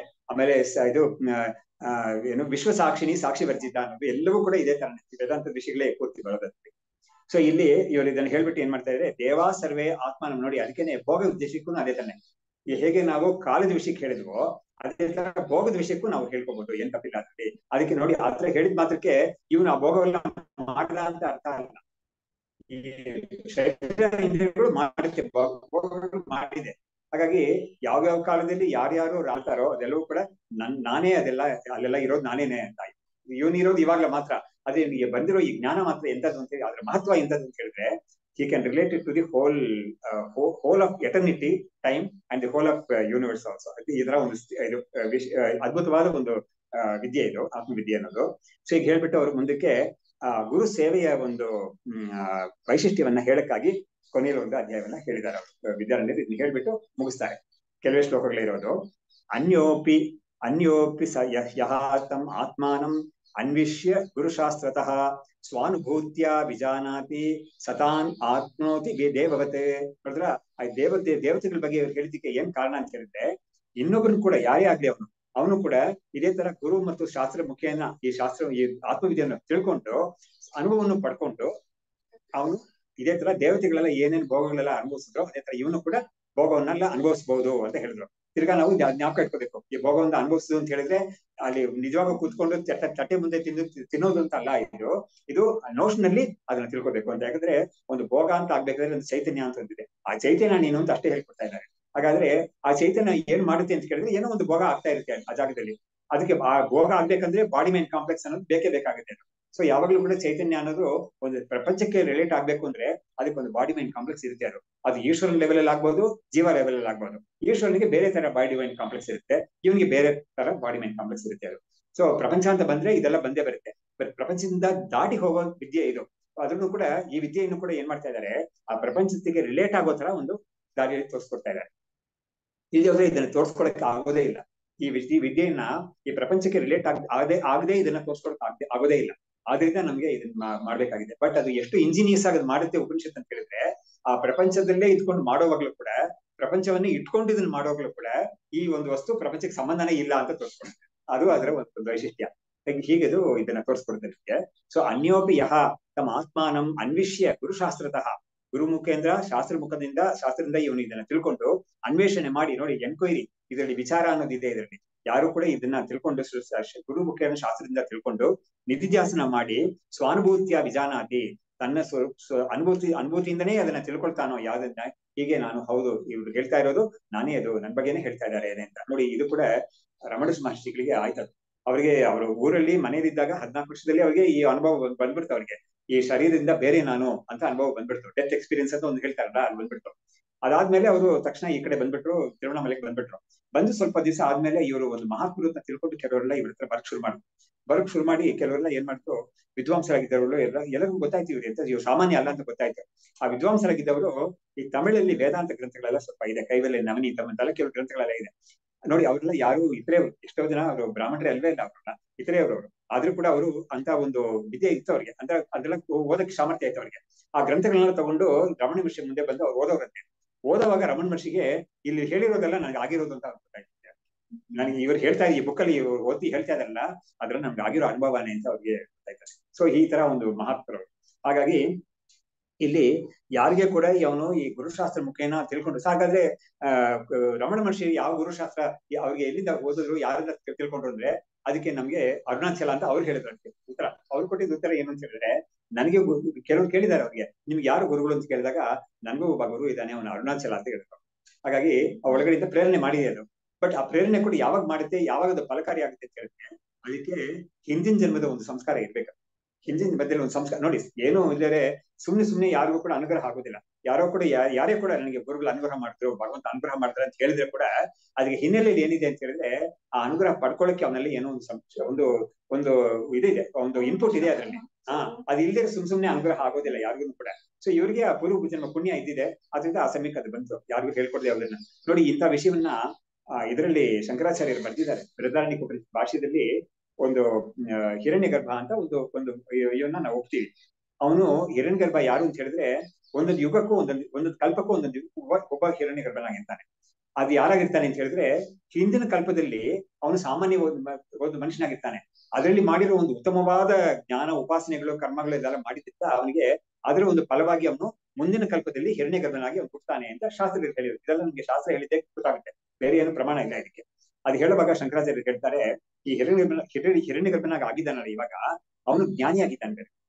ಅವನು ಇನ್ನೊಬ್ಬರ ಹತ್ರ ಹೋಗಿ ಕಲ್ತು ಜ್ಞಾನ ಪಡ್ಕೋಬೇಕು ಅಂತಿಲ್ಲ ಅವನಿಗೆ ಸ್ಮರಣೆ ಸ್ವತಃನೇ ಅವನ ಹಿಂದಿನ ಜನ್ಮದ ಒಂದು ಸಾಮರ್ಥ್ಯ ಇದೆಯಲ್ಲ, ವಿದ್ಯಾ ಸಾಮರ್ಥ್ಯ, ಉಪಾಸನೆ ಸಾಮರ್ಥ್ಯ, ಅದು ಅವನಿಗೆ ಆತ್ಮಜ್ಞಾನವನ್ನು ಅವನಿಗೆ ಕೊಟ್ಟು ಬಿಡುತ್ತೆ ಅಂತ ಹೇಳ್ತಾರೆ. ಹಾಗಾಗಿ ನಮ್ಮ ರಮಣ ಮಹರ್ಷಿ ಕೇಸಲ್ಲೂ ಅದನ್ನೇ ಅವ್ನು ಹೇಳ್ಬೇಕು. ಯಾಕಂದ್ರೆ ಅವ್ರೇನು ಗ್ರಂಥಗಳು ಓದಿಲ್ಲ, ಅವ್ರು ಒಂದೇ ಒಂದು ಮಾಡಿದ್ದು ಏನು ಅಂತ ಅವ್ರು ಹೇಳಿದ್ದಾರೆ ಅಂತ ಹೇಳಿದ್ರೆ, ಅವ್ರು ಚಿಕ್ಕ ವಯಸ್ಸಲ್ಲಿ ಇದ್ದಾಗ ಅವ್ರಿಗೆ, ಇವಾಗ ಯಾರನ್ನ ನಾವು ಮಹಾಭಕ್ತರು ಅಂತೆಲ್ಲ ಹೇಳ್ತೀವೋ, ನಾಯನ್ಮಾರ್ ಅಂತೆಲ್ಲ ಹೇಳ್ತಾರಲ್ಲ, ಅವ್ರ ಕಥೆಗಳೆಲ್ಲ ತಮಿಳಲ್ಲಿ ಇದೆ. ಅದನ್ನ ಇವರು ಅಲ್ಲಿ ಕೇಳಿದ್ದಾರೆ ಅದನ್ನ. ಹಾಗಾಗಿ ಅವ್ರ ವಿಷಯವನ್ನ ಕೇಳಿದ್ರಿಂದ ಅಂತ ಒಂದು ಸ್ಥಿತಿ ನನ್ಗೆ ಬರ್ಬೇಕು ಅಂತ ಅವ್ರೊಂದು ಆಸೆ ಬಂದಿದೆ ಅವ್ರಿಗೆ. ಆ ದೇವಸ್ಥಾನ, ಶಿವನ ದೇವಸ್ಥಾನ ಮುಂದೆ ಅವರು ನಿಂತ್ಕೊಂಡು ಅವ್ರಿಗೆಲ್ಲ ಆಯ್ತಲ್ಲ, ಆತರ ಆಗಿದ್ ನನ್ಗೆ ಆಗ್ಬೇಕು ಅಂತ ಅವ್ರಿಗೊಂದು ಇತ್ತು. ಆತರ ಒಂದು ಹೇಳಿದ್ದಾರೆ ಅವರು. ಅದ್ ಬಿಟ್ಟು ಅವ್ರು ಬೇರೆ ಏನು ಓದಿಲ್ಲ, ಗ್ರಂಥ ಓದಿಲ್ಲ, ಯಾರ ಉದ್ದೇಶ ಪಡ್ಕೊಂಡಿಲ್ಲ, ಏನು ಇಲ್ವೇ ಇಲ್ಲ. ಆದ್ರೆ ಅವ್ರಿಗೆ ಷಡಾರ್ ಅಂತ ಬಂದ್ಬಿಡ್ತೇವೆ. ಸೊ ಆತರ ಇಲ್ಲಿ ಹೇಳ್ತಾ ಇದ್ದಾರೆ, ಸ್ವಾನುಭೂತಿಯ ವಿಜಾನಾತಿ ಸತಾನ್ ಆಪ್ನೋತಿ ದೇವವತೆ. ಅವನು ಕೂಡ ಈ ಭೋಗಗಳೆಲ್ಲ ಆ ದೇವತೆಗಳೆಲ್ಲ ಹೇಗ್ ಮಾಡಿದ್ರು ಅದೇ ತರ ಇವನಿಗೂ ಕೂಡ ಇದೆಲ್ಲ ಭೋಗ ಎಲ್ಲ ಬರುತ್ತೆ ಇವನಿಗೆ. ಅಂದ್ರೆ ಏನರ್ಥ ಅಂದ್ರೆ, ಸೋಷ್ಣುತೆ ಸರ್ವಾನ್ ಕಾಮಾನ್ ಸಹ. ಅದನ್ನ ನಾವು ಇಟ್ಕೋಬೇಕು, ಜ್ಞಾಪಕ ಇಟ್ಕೋಬೇಕು. ಪ್ರಜಾಪತಿರುವಾಚ ಇತ್ತಂ ಇಂದ್ರಾಯ ಇತ್ತಂ ಪುನಃ ಪುನಃ ಏಕಾಧಿಕಂ ವರ್ಷಶತಂ ಸೇವಿತ್ವಾ ಅಸೌ ಚ ಲಬ್ಧವಾನ್. ಹೀಗೆ ಪ್ರಜಾಪತಿ ಆದವರು ಈ ಆತ್ಮವಿದ್ಯೆಯನ್ನ ಇಂದ್ರನಿಗೆ ಹೇಳಿದ್ರು, ಮತ್ತೆ ಮತ್ತೆ ಹೇಳಿದ್ರು ಅವನಿಗೆ. ಯಾಕಂದ್ರೆ ಅವನು ಮತ್ತೆ ಮತ್ತೆ ಬಂದ, ಪ್ರಶ್ನೆ ಅವನಿಗೆ ಬಂತು, ಪ್ರಶ್ನೆ ನೋಡಿ, ಇದಕ್ಕೇನೆ ಸದ್ವಿದ್ಯೆ ಪ್ರಣಿಪಾತೇನ ಪರಿಪ್ರಶ್ನೆಯನ್ನ ಸೇವೆಯ ಅಂತ ಹೇಳಿದ್ದಾರೆ. ಪ್ರಶ್ನೆ ಕೇಳ್ಬೇಕು ನಾವು ಅಂತ. ಪ್ರಶ್ನೆ ಕೇಳಕ್ಕೆ ಬರ್ತಾ ಇಲ್ಲ ಅಂತ ಹೇಳಿದ್ರೆ ಅವ್ನು ನೋಡಿ, ಒಬ್ಬನಿಗೆ ಆತರ ಇರ್ಬೋದು, ಅವನಿಗೆ ಪ್ರಶ್ನೆ ಕೇಳಕ್ಕೆ ಏನು ಬರ್ತಾ ಇರ್ಬೋದು, ಬರ್ತಾ ಇಲ್ಲ ಅಂತ ಅವ್ನಿಗೆ ಅನಿಸ್ಬೋದು. ಆತರ ಅನಿಸಿದ್ರೆ ಸಾಕು ಅವನಿಗೆ. ಯಾಕಂದ್ರೆ ಅವ್ನಿಗೆ ಆತರ ಅನಿಸ್ಬಿಟ್ರೆ ಭಗವಂತ ಅವ್ನಿಗೆ ಏನ್ ಮಾಡ್ತಾನೆ ಅಂತ ಹೇಳಿದ್ರೆ, ಅವ್ನ ಪಕ್ಕದಲ್ಲಿ ಒಬ್ಬ ಕೂತಿರ್ತಾನಲ್ಲ, ಅವ್ನ ಬಾಯಿಂದ ಅವ್ನು ಪ್ರಶ್ನೆ ಮಾಡಿಸ್ತಾನೆ. ಅಥವಾ ಇವನ್ ಕೈಲಿ ಏನೋ ಒಂದು ಪುಸ್ತಕ ಸಿಗೋ ತರ ಮಾಡ್ತಾನೆ. ಅದರಿಂದ ಯಾರು ಕೂಡ ಇದರಲ್ಲಿ ಬೇಸರ ಆಗೋದೇ ಅವಶ್ಯಕತೆನೇ ಇಲ್ಲ. ಅದು ಇವನಿಗೆ ಒಂದು ಒಳಗಡೆಯಿಂದ ಒಂದು ಒಂದು ಅರ್ಜ್ ಅಂತ ಹೇಳ್ತೀವಲ್ಲ, ಒಂದು ಹವಣಿಸೋದು ಅಂತ ಇರ್ತಲ್ಲ, ಅದು ಇದ್ಬಿಟ್ರೆ ಸಾಕು. ಅದಕ್ಕೆ ಬೇಕಾದ ಅದನ್ನ ಪೂರಕ ಮಾಡಕ್ಕೆ ಭಗವಂತ ಏನಾದ್ರು ಕೆಲಸ ಮಾಡ್ಬಿಡ್ತಾನೆ ಅದನ್ನ. ಹಾಗಾಗಿ ಅದು ಪರಿಪ್ರಶ್ನೆಯನ್ನು ಸೇವೆಯ ಅಂತ ಹೇಳಿದ್ದಾರೆ. ಸೇವೆಯನ್ನು ಮಾಡಿ ಪ್ರಶ್ನೆಯನ್ನು ಕೇಳಿ ನೀನು ಅವ್ರ ಹತ್ರ ತಿಳ್ಕೊ ನೀನು ಅಂತ ಗೀತೆ ಹೇಳಿದ್ದಾನಲ್ಲ, ಅದನ್ನೇ ಇವ್ರು ಹೇಳ್ತಾ ಇದ್ದಾರೆ. ಪ್ರಜಾಪತಿ ಉವಾಚ ಇತ್ತಂ ಇಂದ್ರಾಯ, ಇಂದ್ರನಿಗೆ ಈ ಒಂದು ಆತ್ಮವಿದ್ಯೆಯನ್ನು ಹೇಳ್ದ. ಪುನಃ ಪುನಃ ಅಂತ ಮತ್ತೆ ಮತ್ತೆ ಅವನು ಕೇಳ್ದ. ಮತ್ತೆ ಮತ್ತೆ ಇವರು ಅದನ್ನ ತಿಳಿ ಹೇಳಿ ಅವನಿಗೆ ಇದು ಬಂತು ಅನ್ನೋ ಹೇಳ್ತಾ ಇದ್ದಾರೆ. ಏಕಾಧಿಕಂ ವರ್ಷಶತಂ ಸೇವಿತ್ವ, 101 ವರ್ಷ ಅವನಿಗೆ ಸೇವೆ ಮಾಡಿದ್ದಾರೆ. ಯಾರು? ಇಂದ್ರ ಪ್ರಜಾಪತಿಗೆ ಸೇವೆ ಮಾಡಿದ್ದಾನೆ ಅಂತ 101 ವರ್ಷ ಅಂತ ಹೇಳಿದ್ದಾರೆ. ಅದು ಏನು, ಈ ಮನುಷ್ಯರು ಸಾಮಾನ್ಯವಾದ ವರ್ಷ ಅಲ್ಲ, ಅದು ಆ ದೇವತೆಗಳಿಗೆ 1 ವರ್ಷ ಕಾಲ ಇದೆಯಲ್ಲ, ತುಂಬಾ ದೊಡ್ಡ ಟೈಮ್ ಸ್ಪ್ಯಾನ್ ಅದು. 101 ವರ್ಷ ಸೇವೆ ಮಾಡಿ ಅವನು ಇದನ್ನ ಹೊಂದಿದ ಅವನು ಅಂತ ಹೇಳಿದ್ರು. ಗುರು ಶುಶ್ರೂಷಯ ಪಾಪಂ ವಿದ್ಯಾಯಾ ಪ್ರತಿಬಂಧಕಂ ಅಪೈತಿ ವಿದ್ಯಾ ಲಬ್ಧ್ವಾ ಸ್ಯಾತ್ ಇತ್ಯತ್ರ ಇಂದ್ರೋ ನಿದರ್ಶನಂ ಅಂತ ತುಂಬಾ ಚೆನ್ನಾಗಿರೋ ಒಂದು ಕನ್ಕ್ಲೂಷನ್ ಹೇಳ್ತಾ ಇದ್ದಾರೆ. ನೋಡಿ ಎಷ್ಟು ಚೆನ್ನಾಗಿ ಹೇಳ್ತಾ ಇದ್ದಾರೆ. ಗುರು ಶುಶ್ರೂಷಯ ಪಾಪಂ ವಿದ್ಯಾಯಾ ಪ್ರತಿಬಂಧಕಂ ಅಪೈತಿ. ನೋಡಿ, ಒಬ್ಬನಿಗೆ ವಿದ್ಯೆ ಹೇಳ್ಕೊಡುವಾಗ್ಲೂ ಕೂಡ ಅವನಿಗೆ ಯಾತಕ್ಕೆ ಅವ್ನ ತಲೆಗೆ ಹೋಗ್ತಾ ಇಲ್ಲ ಅಂತ ಕೇಳಿದ್ರೆ, ಏನೋ ಒಂದು ಪಾಪನೇ ಅದಕ್ಕೆ ಕಾರಣ ಅಂತ ಶಾಸ್ತ್ರ ಹೇಳುತ್ತೆ. ಪಾಪ ಅಂದ್ರೆ ಏನರ್ಥ ಅಂತ ಹೇಳಿದ್ರೆ, ಅವನ ಬುದ್ಧಿ ಕೆಲಸ ಮಾಡ್ತಾ ಇಲ್ಲ ಸರಿಯಾಗಿ. ಆ ವಿದ್ಯೆಯನ್ನು ಗ್ರಹಿಸ್ಕೊಳ್ಳಕ್ಕೆ ಆ ಇಂಟೆಲೆಕ್ಟ್ ಅನ್ನೋದು ಶಾರ್ಪ್ ಆಗಿಲ್ಲ. ಹಾಗಾಗಿ ಯಾತಿಕ್ ಶಾರ್ಪ್ ಆಗಿಲ್ಲ ಅಂತ ಹೇಳಿದ್ರೆ ಮಂಕು ಬುದ್ಧಿ ಅಂತ ನಾವು ಕನ್ನಡದಲ್ಲಿ ಹೇಳ್ತೀವಿ ಸಾಮಾನ್ಯವಾಗಿ. ಯಾತಿಕ್ ಮಂಕಾಗಿದೆ ಅಂತ ಹೇಳಿದ್ರೆ ಅವನಿಗೆ ಇದು ಪಾಪ ಪ್ರತಿಬಂಧಕ ಆಗುವ ಅಂತ ಶಾಸ್ತ್ರ ಹೇಳುತ್ತೆ. ಏನ್ ಪಾಪ ಪ್ರತಿಬಂಧಕ ಅಂತ ಹೇಳಿದ್ರೆ, ನೋಡಿ, ಒಂದು ಮನಸ್ಸಿಗೆ ಸಟಲ್ ಆಗಿರೋ ವಿಷಯಗಳನ್ನ ಥಿಂಕ್ ಮಾಡೋದು ಅಂತ ಇದೆಯಲ್ಲ, ಅದು ಕೂಡ ಒಂದು ಪುಣ್ಯ ವಿಶೇಷನೇ ಅದು. ಯಾಕಂದ್ರೆ ಒಂದು ಪುಣ್ಯ ವಿಷಯ ಇದ್ರೇನೆ ಅವನಿಗೆ ಒಂದು ಸಟಲ್ ವಿಷಯಗಳನ್ನ ಕೇಳಕ್ಕೆ, ಅದನ್ನ ಯೋಚನೆ ಮಾಡಕ್ಕೆ, ಅದನ್ನ ತಿಳ್ಕೊಳಕ್ಕೆ ಸಾಮರ್ಥ್ಯ ಇರುತ್ತೆ. ಇಲ್ದವರೆ ಸಾಮರ್ಥ್ಯ ಬರೋದೇ ಇಲ್ಲ. ಇಲ್ದವರೆ ಏನಾಗುತ್ತೆ ಅಂದ್ರೆ ಮನಸ್ಸು ಕ್ರಾಸ್ ಆಗಿರೋ ವಿಷಯದಲ್ಲಿ ಮಾತ್ರ ಹೋಗ್ತಾ ಇರುತ್ತೆ ಅದು. ಅಂತ ವಿಷಯಗಳನ್ನ ಏನ್ ಮಾಡಿದೆ ಶಾಸ್ತ್ರ, ನಿನಗೆ ಕರ್ಮವನ್ನು ಹೇಳಿ ನಿನ್ನ ಸ್ವಧರ್ಮವನ್ನು ಚೆನ್ನಾಗಿ ಮಾಡು, ಸ್ವಕರ್ಮವನ್ನು ಚೆನ್ನಾಗಿ ಮಾಡು ಅಂತ ಹೇಳುವಾಗ ಕರ್ಮದಿಂದ ಮನಸ್ಸು ಶುದ್ಧಿ ಆಗುತ್ತೆ. ಶುದ್ಧಿ ಆದಾಗ ಇವನಿಗೆ ಏನಾಗುತ್ತೆ, ಇಂತಹ ಒಂದು ವಿಷಯಗಳೆಲ್ಲ ಗ್ರಹಿಸೋ ಒಂದು ಶಕ್ತಿ ಬರುತ್ತೆ. ಉಪಾಸನೆ ಮಾಡೋದು ಅದಕ್ಕೇನೆ. ಉಪಾಸನೆ ಅಂತ ನೋಡಿ, ಬರೀ ಗಾಯತ್ರಿ, ಸಾಮಾನ್ಯವಾಗಿ ಗಾಯತ್ರಿ ಜಪ ಅಂತ ನಾವ್ ಏನ್ ಹೇಳ್ತೀವೋ ಅದು ಕೂಡ ಕಾನ್ಸಂಟ್ರೇಷನ್, ಫೋಕಸ್ ಅಂತಲೇ ಇರುತ್ತೆ ಅದು. ಅಲ್ಲಿ ನಾವು ಪ್ರೇ ಮಾಡ್ಕೊಳ್ಳೋದೇ ಏನು ಅಂತ ಹೇಳಿದ್ರೆ, ನನಗೆ ನನ್ನ ಬುದ್ಧಿಯನ್ನು ಚೆನ್ನಾಗಿ ಪ್ರಚೋದನೆ ಮಾಡುವಂತ ನಾವು ಪ್ರಾರ್ಥನೆ, ಎಲ್ಲಾ ಪ್ರಾರ್ಥನೆಗಳು ಇದೇ ಇರೋದು. ಗಾಯತ್ರಿ ಮಂತ್ರದಲ್ಲಿ ಇರೋದೇ, ಎಲ್ಲಾ ಪ್ರಾರ್ಥನೆಗಳು ಅದೇ ಇರೋದು. ಹಾಗಾಗಿ ಆತರ ಒಂದು ಮಾಡ್ಕೊಂಡಾಗ ಏನಾಗುತ್ತೆ, ಒಬ್ಬ ಫೋಕಸ್ಡ್ ಆಗಿ ಅದನ್ನ ಮಾಡುವಾಗ ಖಂಡಿತ ಅವನ ಮನಸ್ಸು ಶುದ್ಧಿ ಆಗುತ್ತೆ. ಶುದ್ಧವಾಗುತ್ತೆ ಏನಾಗುತ್ತೆ, ಆ ಮನಸ್ಸಿಗೆ, ಆ ಬುದ್ಧಿಗೆ ಇದನ್ನ ಇಂಥ ಒಂದು ವಿದ್ಯೆಯನ್ನ ತಿಳ್ಕೊಳ್ಳೋ ಒಂದು ಸಾಮರ್ಥ್ಯ ಅದಕ್ಕೆ ಡೆವಲಪ್ ಆಗುತ್ತೆ. ಅದಕ್ಕೆ ಆತರ ಒಂದು ಆಗುತ್ತೆ, ಖಂಡಿತ ಆಗುತ್ತೆ ಅದು. ಹಾಗಾಗಿ ಪ್ರಜಾಪತಿ ಈ ತರ ಹೇಳಿದಾಗ ಗುರು ಶುಶ್ರೂಷ ಅನ್ನೋದು ಏನ್ ಮಾಡುತ್ತೆ ಅಂತ ಹೇಳಿದ್ರೆ, ಈ ಪಾಪವನ್ನ ಅದು ಹೋಗ್ಲಾಡ್ಸುತ್ತೆ. ಎಷ್ಟು ಚೆನ್ನಾಗಿ ಹೇಳ್ತಾ ಇದ್ದಾರೆ ನೋಡಿ. ಗುರು ಶುಶ್ರೂಷ ಅನ್ನೋದು ನಾವು ಸಾಮಾನ್ಯವಾಗಿ ಏನೋ ಅಂತ ಅನ್ಕೊಳ್ತೀವಿ, ಬಟ್ ಅದಕ್ಕೆ ಪಾಪವನ್ನು ಹೋಗ್ಲಾಡ್ಸೋ ಒಂದು ಸಾಮರ್ಥ್ಯ ಅದಕ್ಕಿದೆ ಅಂತ. ಅದಕ್ಕೆ ನಾನು ಒಂದು ಶ್ಲೋಕ ಒಂದು ಹಿಂಸೆ ಕೂಡ ಹೇಳಿದ್ದೀನಿ. ಏನು, ದಿನೇ ದಿನೇ ಚ ವೇದಾಂತ ಶ್ರವಣಾತ್ ಭಕ್ತಿ ಸಂಯುತಾತ್ ಗುರು ಶುಶ್ರೂಷೆಯ ಅಶೀತಿ ಪಾಪ ಇದು ಪುಣ್ಯವನ್ನು ಕೊಡುತ್ತೆ ನಿಮ್ಗೆ ಅಂತ. ಸೊ ಹೀಗಾಗಿ ಏನು ಅದಕ್ಕೆ ಲಾಭ ನಿಮ್ಗೆ ಆಗುತ್ತೆ ಅಂತ ಹೇಳಿದ್ರೆ, ಅದು ಹೇಳುತ್ತೆ, ನೋಡು, ನಿಮ್ಗೆ ಏನು ಕಷ್ಟ ಇಲ್ಲ, ಪಾಪವನ್ನು ಹೋಗ್ಲಾಡ್ಸ್ಕೋಬೇಕು ಅಂದ್ರೆ ನೀನು ತುಂಬಾ ಸಿಂಪಲ್ ಮೆಥಡ್ ಹೇಳುತ್ತೆ. ಏನಂತ ಹೇಳಿದ್ರೆ, ಪ್ರತಿ ದಿವಸ ನೀನು ಈ ವೇದಾಂತ ಜೊತೆಗೆ ಒಂದು ಒಡನಾಟ ಇಟ್ಕೊ. ನೀನು ಹೇಗಾದ್ರೂ ಆಗ್ಲಿ ಪರವಾಗಿಲ್ಲ, ನೀನು ಆಡಿಯೋಲ್ ಕೇಳ್ತೀಯೋ ಅಥವಾ ಯೂಟ್ಯೂಬ್ ಅಲ್ಲಿ ಒಂದು ರೆಕಾರ್ಡೆಡ್ ಇದು ಕೇಳ್ತೀಯೋ, ಅಥವಾ ಯಾರೋ ಪ್ರವಚನವನ್ನು ಹೋಗಿ ನೇರ ಕೇಳ್ತೀಯೋ, ಅಥವಾ ನಿನ್ಗೆ ಆಗಿರೋ ಪಾಠವನ್ನು ಮತ್ತೆ ಮತ್ತೆ ಓದ್ತಾ ಇರ್ತೀಯೋ, ಏನೋ ಅಂತ ಮಾಡಿ ವೇದಾಂತ ಜೊತೆಗೆ ನೀನು ಪ್ರತಿ ದಿವಸ ಒಂದು ಕಾಂಟ್ಯಾಕ್ಟ್ ಇಟ್ಕೊಂಡಿರುವಾಗ ಅದನ್ನ ಊಟಾಟಿಕೆ ಅಂತ ಮಾಡ್ದೇನೆ ಸಿನ್ಸಿಯರ್ ಆಗಿ ಅದನ್ನ ಮಾಡು. ನೀನು ವಿತ್ ಭಕ್ತಿ, ವಿತ್ ಯೋಷನ್ ಮಾಡೋದನ್ನ ಆತರ ಮಾಡ್ತಾ ಇದ್ರೆ ನಿನ್ಗೆ ಏನಾಗುತ್ತೆ ಅಂತ ಹೇಳಿದ್ರೆ, ನಿನಗೆ ಒಂದು ಕೃಚ್ಛ್ರ ಅಂತ ಹೇಳೋದು ಒಂದು ಪಾಪ, ಒಂದು ಪ್ರಾಯಶ್ಚಿತ ಕರ್ಮ. ಅದನ್ನ ಅನುಷ್ಠಾನ ಮಾಡೋದು ತುಂಬಾ ತುಂಬಾ ಕಷ್ಟ. ಶರೀರಕ್ಕೆ, ಮನಸ್ಸಿಗೆ, ಇದಕ್ಕೆಲ್ಲ ತುಂಬಾ ದಂಡ ಕೊಟ್ಟು ಅದನ್ನ ಮಾಡ್ಬೇಕಾಗುತ್ತೆ ಅಂತ ಒಂದು ಕಷ್ಟವಾದ ಕೃಚ್ಛ್ರ. ಇದೇನ್ ಹೇಳುತ್ತೆ ಅಂತ, ಅದು ಯಾವ್ದಕ್ ಮಾಡ್ತಾರೆ ಅಂತ ಹೇಳಿದ್ರೆ, ಆ ಪಾಪ ಹೋಗಕ್ಕೆ ಅಂತ ಮಾಡ್ತಾರೆ. 80 ಕೃಚ್ಛ್ರಗಳು ನಿನ್ನ ಅನುಷ್ಠಾನ ಮಾಡಿದ್ರೆ ನಿಮ್ಗೆ ಎಷ್ಟೊಂದು ಶುದ್ಧಿ ಬರುತ್ತೋ ಅಷ್ಟು ಶುದ್ಧಿ ನಿಮಗೆ ಈ ಒಂದು ಗುರು ಶುಶ್ರೂಷೆ ಸಮೇತ ಒಂದು ಈ ವೇದಾಂತ ಶ್ರವಣ ಮಾಡ್ತಾ ಇದ್ರೆ ಸಾಕು ನಿಮ್ಗೆ ಬರುತ್ತೆ ಅಂತ ಹೇಳ್ತಾರೆ.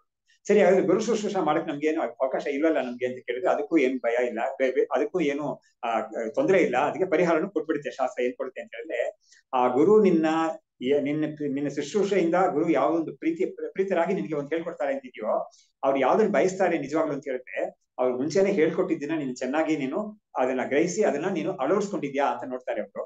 ಅಳವಡಿಸ್ಕೊಂಡಿದ್ಯಾ ಅಂತ ಹೇಳಿದ್ರೆ ಮತ್ತೆ ಮತ್ತೆ ಜಾಸ್ತಿ ಹೇಳ್ಕೊಡ್ತಾರೆ ನಿಮಗೆ. ಇವಾಗ ಎಲ್ಲ ಲೋಕಲ್ ವಿದ್ಯೆ ಕೂಡ ಅದೇ ತರ ಇರ್ತೀವಿ. ಅವ್ರು ಹಿಂದೆ ಮಾಡಿದ ಪಾಠವನ್ನು ನೀನು ಸರಿಯಾಗಿ ಹೇಳ್ದೆ ಹೋದ್ರೆ ಮತ್ತೆ ಹೊಸ ಪಾಠ ಮಾಡೋದಿಲ್ಲ. ಅದು ಸಂಗೀತದಲ್ಲಾಗ್ಲಿ ಯಾವ್ದೆಲ್ಲ ಆಗ್ಲಿ ಕೂಡ ಅದನ್ನ ಮುಂಚೆ ಮಾಡಿದ್ದನ್ನ ಚೆನ್ನಾಗಿ ಒಪ್ಪಿಸ್ಬೇಕು ಅವ್ರಿಗೆ. ಅವಾಗಲೇ ಹೇಳುದು. ವೇದದಲ್ಲೂ ಹಾಗೇನೆ. ಸೊ ಹಾಗಾಗಿ ನೀನು ಗುರು ಎಕ್ಸ್ಪೆಕ್ಟ್ ಮಾಡೋದು ಇದೇನೆ. ಹಾಗಾಗಿ ನೀನ್ ಅದನ್ನ ಚೆನ್ನಾಗಿ ಮಾಡ್ತಾ ಇದ್ರೆ ಸಾಕು, ಈಗ ಹೊಸದಾಗಿ ಹೊಳೆಯುತ್ತೆ ಚೆನ್ನಾಗಿ, ಅವರು ಕೂಡ ಹೊಸದಾಗಿ ಹೇಳ್ಕೊಡ್ತಾರೆ ಅಂತ ಇದೆ ಅದು. ಸೊ ಹೀಗೆ ನಮ್ಗೆ ಈ ಗುರು ಶುಶ್ರೂಷೆ ಅನ್ನೋದು ಪಾಪವನ್ನ, ಈ ವಿದ್ಯೆಗೆ ಪ್ರತಿಬಂಧಕವಾಗಿರೋ ಪಾಪವನ್ನ ಅದು ಹೋಗ್ಲಾಡ್ಸುತ್ತೆ. ವಿದ್ಯೆ ಅನ್ನೋದು ವಿದ್ಯಾ ಲಬ್ಧ ಸ್ಯಾತ್, ಅದಾಗೋಯ್ತು ಅಂತ ಹೇಳಿದ್ರೆ ವಿದ್ಯೆ ಅನ್ನೋದು ಇವ್ನಿಗೆ ಸಿಕ್ಕಿದಂಗೇನೆ ಇವ್ನಿಗೆ. ಅದರಿಂದ ಇವನು ಇತಿ ಹತ್ರ ಇಂದ್ರಹ ನಿದರ್ಶನಂ, ಈ ತರ ಒಂದು ಆಗಿದ್ದಕ್ಕೆ ಇಂದ್ರ ನಿದರ್ಶನಂ ಅಂತ ಹೇಳ್ತಾ ಇದ್ದಾರೆ. ಇಂದ್ರನೇ ಇದಕ್ಕೆ ಪ್ರೂಫ್ ಅಂತ ಹೇಳ್ತಾ ಇದ್ದಾರೆ. ಯಾಕೆ ಹೇಳ್ತಾ ಇದ್ದಾರೆ ಅಂದ್ರೆ, ನೋಡಿ ಅವನಿಗೆ ಮೊಟ್ಟ ಮೊದಲು ಒಂದೇ ದಿವಸ ಪಾಠ ಹೇಳಿದ್ರಿಂದ ಅವ್ನಿಗೆ ಸಾಕಾಗ್ಲಿಲ್ಲ. ಮತ್ತೆ ಮತ್ತೆ ಬಂದ ಅಂದ್ರೆ ಏನ್ ಅರ್ಥ ಆಯ್ತು, ಅವ್ರಿಗೆ ಮೊದಲ ದಿವಸನೇ ಅವನಿಗೆ ಸಾಕಾಗೋ ಅಷ್ಟು ಪಾಠ ಹೇಳಿದ್ದಾರೆ ಅವರು. ಆದ್ರೆ ಇವನಿಗೆ ಅದು ಮನಸ್ಸಿಗೆ ಅಷ್ಟು ಒಳಗಡೆ ಹೋಗಿ ನಾಟ್ಲಿಲ್ಲ ಅನ್ನೋ ಕಾರಣಕ್ಕೆ ಇವನಿಗೆ ಪ್ರಶ್ನೆಗಳು ಬಂತು ಅದ್ರ ಮೇಲೆ. ಮತ್ತೆ ಮತ್ತೆ ಬಂದು ಕೇಳ್ದ, ಮತ್ತೆ ಮತ್ತೆ ಅವ್ರು ತಿಳಿ ಹೇಳಿದ್ರು, ಮತ್ತೆ ಮತ್ತೆ ಅವನಿಗೆ ಎಲ್ಲ ಹೇಳಿ ಪೂರ್ತಿ ಪಾಠವನ್ನು ಹೇಳಿದ್ರು. ಹೇಳಿದ್ಮೇಲೆ ಇವನಿಗೆ ಅದು ಚೆನ್ನಾಗಿ ಮನಸ್ಸಿಗೆ ಬಂತದು. ಹಾಗಾಗಿ ಅವ್ನಿಗೆ ಹೇಗ್ ಬಂತು ಅಂತ ಹೇಳಿದ್ರೆ, 101 ವರ್ಷ ಸೇವೆ ಮಾಡ್ದ ಅಂತ ಹೇಳ್ತಾ ಇದ್ದಾರೆ. ಮಾಡಿದ್ರಿಂದ ಅವ್ನಿಗೆ ಬಂತು ಅಂತ. ಹಾಗಾದ್ರೆ ಏನಾಯ್ತು, ಗುರು ಶುಶ್ರೂಷೆ ಅನ್ನೋದು ಇವನಿಗೆ ನೋಡಿ. ಅವಾಗ್ಲೇ ಅವರೇ ಕೂಡ ಈ ಅಧ್ಯಾಯ ಪ್ರಾರಂಭ ಆವಾಗ್ಲೇ ಅವ್ರು ಹೇಳಿದ್ರು, ಪ್ರಜಾಪತಿಗೆ ಮನಸ್ಸಿಗೆ ಬಂತಂತೆ, ಈ ಇಬ್ರು ಕೂಡ ಇದನ್ನ ತಪ್ಪಾಗಿ ತಿಳ್ಕೊಂಡಿದ್ದಾರೆ. ಅವ್ರು ಮೊದಲನೇ ದಿವಸ ಮಾಡಿದ ಪಾಠವನ್ನ ಇಬ್ರು ಕೂಡ ತಪ್ಪಾಗಿ ತಿಳ್ಕೊಂಡಿದ್ದಾರೆ ಅಂತ ಹೇಳ್ಬಿಟ್ಟು ಅವ್ರಿಗೆ ಏನ್ ಮನಸ್ಸಿಗೆ ಬಂತಂತ ಹೇಳಿದ್ರೆ, ಇವ್ರಿಗೆ ಪಾಪ ಅನ್ನೋ ಪ್ರತಿಬಂಧಕ ಇದೆ ಇಬ್ರಿಗೂ ಅಂತ ಅವರು ಆ ಮಾತನ್ನ ಹೇಳಿದ್ದಾರೆ ಇವ್ರು ಮುಂಚೆ. ಇವಾಗ ಕೊನೆಯಲ್ಲಿ ಅದನ್ನೇ ಹೇಳ್ತಾರೆ ಇವರು, ಅವನಿಗೆ ಪಾಪ ಅನ್ನೋ ಪ್ರತಿಬಂಧಕ ಇತ್ತು, ಅದರಿಂದ ಇವನಿಗೆ ಆ ಪಾಠ ಅನ್ನೋದು ತಲೆಯಲ್ಲಿ ನಾಟ್ಲಿಲ್ಲ. ಇವಾಗ ಅದು ಹೋಯ್ತು. ಹೇಗ್ ಹೋಯ್ತು ಅಂತ ಹೇಳಿದ್ರೆ, ಶುಶ್ರೂಷೆ ಮಾಡಿದ, ಬಗ್ಗೆ ಅಹಂಕಾರವನ್ನು ಬಿಟ್ಟು ಬಗ್ಗೆ ಶುಶ್ರೂಷೆ ಮಾಡಿದ, ಅದರಿಂದ ಗುರುವಿನ ಪ್ರೀತಿಯನ್ನು ಸಂಪಾದಿಸ್ಕೊಂಡ, ಅದರಿಂದ ಇವನಿಗೆ ಚೆನ್ನಾಗಿ ವಿದ್ಯೆ ಬಂತು ಅಂತ ಇವ್ರು ಹೇಳ್ತಾ ಇದ್ದಾರೆ. ಹಾಗಾಗಿ ಇದಕ್ಕೆ ನಿದರ್ಶನ ಯಾರು ಅಂದ್ರೆ ಇಂದ್ರನೇ ನಿದರ್ಶನ. ಇದಕ್ಕೆ ಈ ತರ ಒಂದು ಪ್ರೋಸೆಸ್ ಆಗತ್ತೆ ಅನ್ನೋದಕ್ಕೆ ಪ್ರೂಫ್ ನಮ್ಗೆ ಇದೆ ನೋಡುವಂತ ಮುಂದೆ ಹೇಳ್ತಾ ಇದ್ರು ನೋಡಿ. ತುಂಬಾ ಸ್ವಾರಸ್ಯವಾಗಿದೆ. ಸರ್ವಜ್ಞೇನ ಉಪದಿಷ್ಟಾಪಿ ಪ್ರತಿಬಂಧ ಕ್ಷಯಂ ವಿನಾ ನ ಲಭ್ಯತೆ ಅತ್ರ ದೃಷ್ಟಾಂತೋ ವಿರೋಚನ ಉದೀರತಃ. ಇವನ್ ಜೊತೆಗೆ ವಿರೋಚನ ಅಂತ ಬಂದ್ರಲ್ಲ ಅಸುರರಾಜ, ಅವನು ಇವನು ಇಬ್ರು ಒಟ್ಟಿಗೆನೆ ಬಂದಿದ್ದಾರೆ ಪಾಠಕ್ಕೆ ಮೊದಲನೇ ದಿವಸ. ಆದ್ರೆ ಏನಾಯ್ತು, ಅವನು ಹೊಟ್ಟೋದ. ಇದೇ ತಪ್ಪಾಗಿ ತಿಳ್ಕೊಂಡು ಪಾಠ ಆಗೋಯ್ತು ಅಂತ ಹೇಳ್ಬಿಟ್ಟು ಅವ್ನು ಸುಮ್ನೆ ಆಗ್ಬಿಟ್ಟ. ಅವನು ತಪ್ಪಾಗಿ ತಿಳ್ಕೊಂಡು ಸುಮ್ನೆ ಆಗ್ಬಿಟ್ಟ. ಅವನ ಕೇಸ್ ಹೇಳ್ತಾ ಇದಾರೆ ಇವಾಗ ನೋಡಿ. ಸರ್ವಜ್ಞೇನ ಉಪದಿಷ್ಟಾಪಿ, ಪ್ರಜಾಪತಿ ಸರ್ವಜ್ಞರು, ಅವರೇ ಉಪದೇಶ ಮಾಡಿದ್ರು ಕೂಡ ಈ ಒಬ್ಬನಿಗೆ ಆ ಪಾಠದ ನೋಡಿ. ಅದಕ್ಕೆ ನಾವು ಹೇಳೋದು, ಉಪದೇಶ ಮಾಡಿದವ್ರ ಮೇಲೆ ಯಾವತ್ತೂ ತಪ್ಪು ಹೇಳಲ್ಲ ಶಾಸ್ತ್ರ. ಯಾರು ಕೇಳಿದ್ದಾನೋ ಅವನ ಮೇಲೆ ತಪ್ಪು, ಅವನ ಹತ್ರನೇ ಏನೋ ಕೊರತೆ ಇದೆ ಅಂತ. ಹಾಗಾಗಿ ಇವನಿಗೆ ಇವನಿಗೆ ಇಂದ್ರನಿಗೆ ಬಂದ್ಬಿಟ್ಟದ್ದು. ಆದ್ರೆ ವಿರೋಚನಿಗೆ ಯಾಕೆ ಬರ್ಲಿಲ್ಲ ಅಂತ ಹೇಳಿದ್ರೆ, ತುಂಬಾ ಪಾಪ ಆಯ್ತು ಅವನಿಗೆ. ಆ ಪಾಪವನ್ನು ಹೋಗ್ಲಾಡ್ಸ್ಕೊಳಕ್ ಅವ್ನು ಏನ್ ಮಾಡ್ಲೇ ಇಲ್ಲ. ಅವ್ನು ಮತ್ತೆ ಮತ್ತೆ ಬಂದು ಶುಶ್ರೂಷೆ ಮಾಡ್ಲೇ ಇಲ್ಲ ಗುರುಗಳಿಗೆ. ಹಾಗಾಗಿ ಅವನಿಗೆ ತಪ್ಪು ವಿದ್ಯೆನೆ ಅವನಿಗೆ ಉಳ್ಕೊಳ್ತು. ಅವನಿಗೆ ಸರಿಯಾದ ವಿದ್ಯೆ ಬರ್ಲಿಲ್ಲ, ಯಾಕಂದ್ರೆ ಅವನು ಶುಶ್ರೂಷೆ ಮಾಡ್ಲಿಲ್ಲ ಅಂತ ಹೇಳ್ತಾ ಇದ್ದಾರೆ ನೋಡಿ. ಸರ್ವಜ್ಞೇನು ಉಪದಿಷ್ಟಾಪಿ, ಸರ್ವಜ್ಞರು ಪಾಠ ಮಾಡಿದ್ರು ಕೂಡ ಯಾಕೆ ತಿಳ್ಕೊಳ್ಳಿಲ್ಲ ಒಬ್ರು ಅಂತ ಕೇಳಿದ್ರೆ, ಅದು ಸರ್ವಜ್ಞನ ಮೇಲೆ ತಪ್ಪಿಲ್ಲ, ಅದು ಯಾರು ರಿಸೀವ್ ಮಾಡ್ಕೊಂಡಿದ್ದಾನೋ ಅವನ ಮೇಲೆ ತಪ್ಪಿದ್ದು, ಅವನಿಗೆ ಇರೋ ಕೊರತೆ ಅದು ಅಂತ. ಹಾಗಾಗಿ ಸರ್ವಜ್ಞೇನ ಉಪದಿಷ್ಟಾಪಿ ಪ್ರತಿಬಂಧ ಕ್ಷಯಂ ವಿನ, ಯಾವುದೊಂದು ಪ್ರತಿಬಂಧಕ ಇದೆಯೋ ತಡೆ ಅಂತ, ಅದನ್ನ ಹೋಗ್ಲಾಡ್ಸ್ಕೊಳ್ದೆ ಹೋದ್ರೆ ಈ ಉಪದೇಶ ಅನ್ನೋದು ಅವನಿಗೆ ಒಳಗಡೆ ಹೋಗೋದೇ ಇಲ್ಲ, ಅದು ಸ್ವೀಕಾರ ಮಾಡಕ್ ಆಗೋದೇ ಇಲ್ಲ. ಇದಕ್ಕೆ ದೃಷ್ಟಾಂತ ಯಾರು ಅಂತ ಹೇಳಿದ್ರೆ ವಿರೋಚನ ಉದೀರತಃ.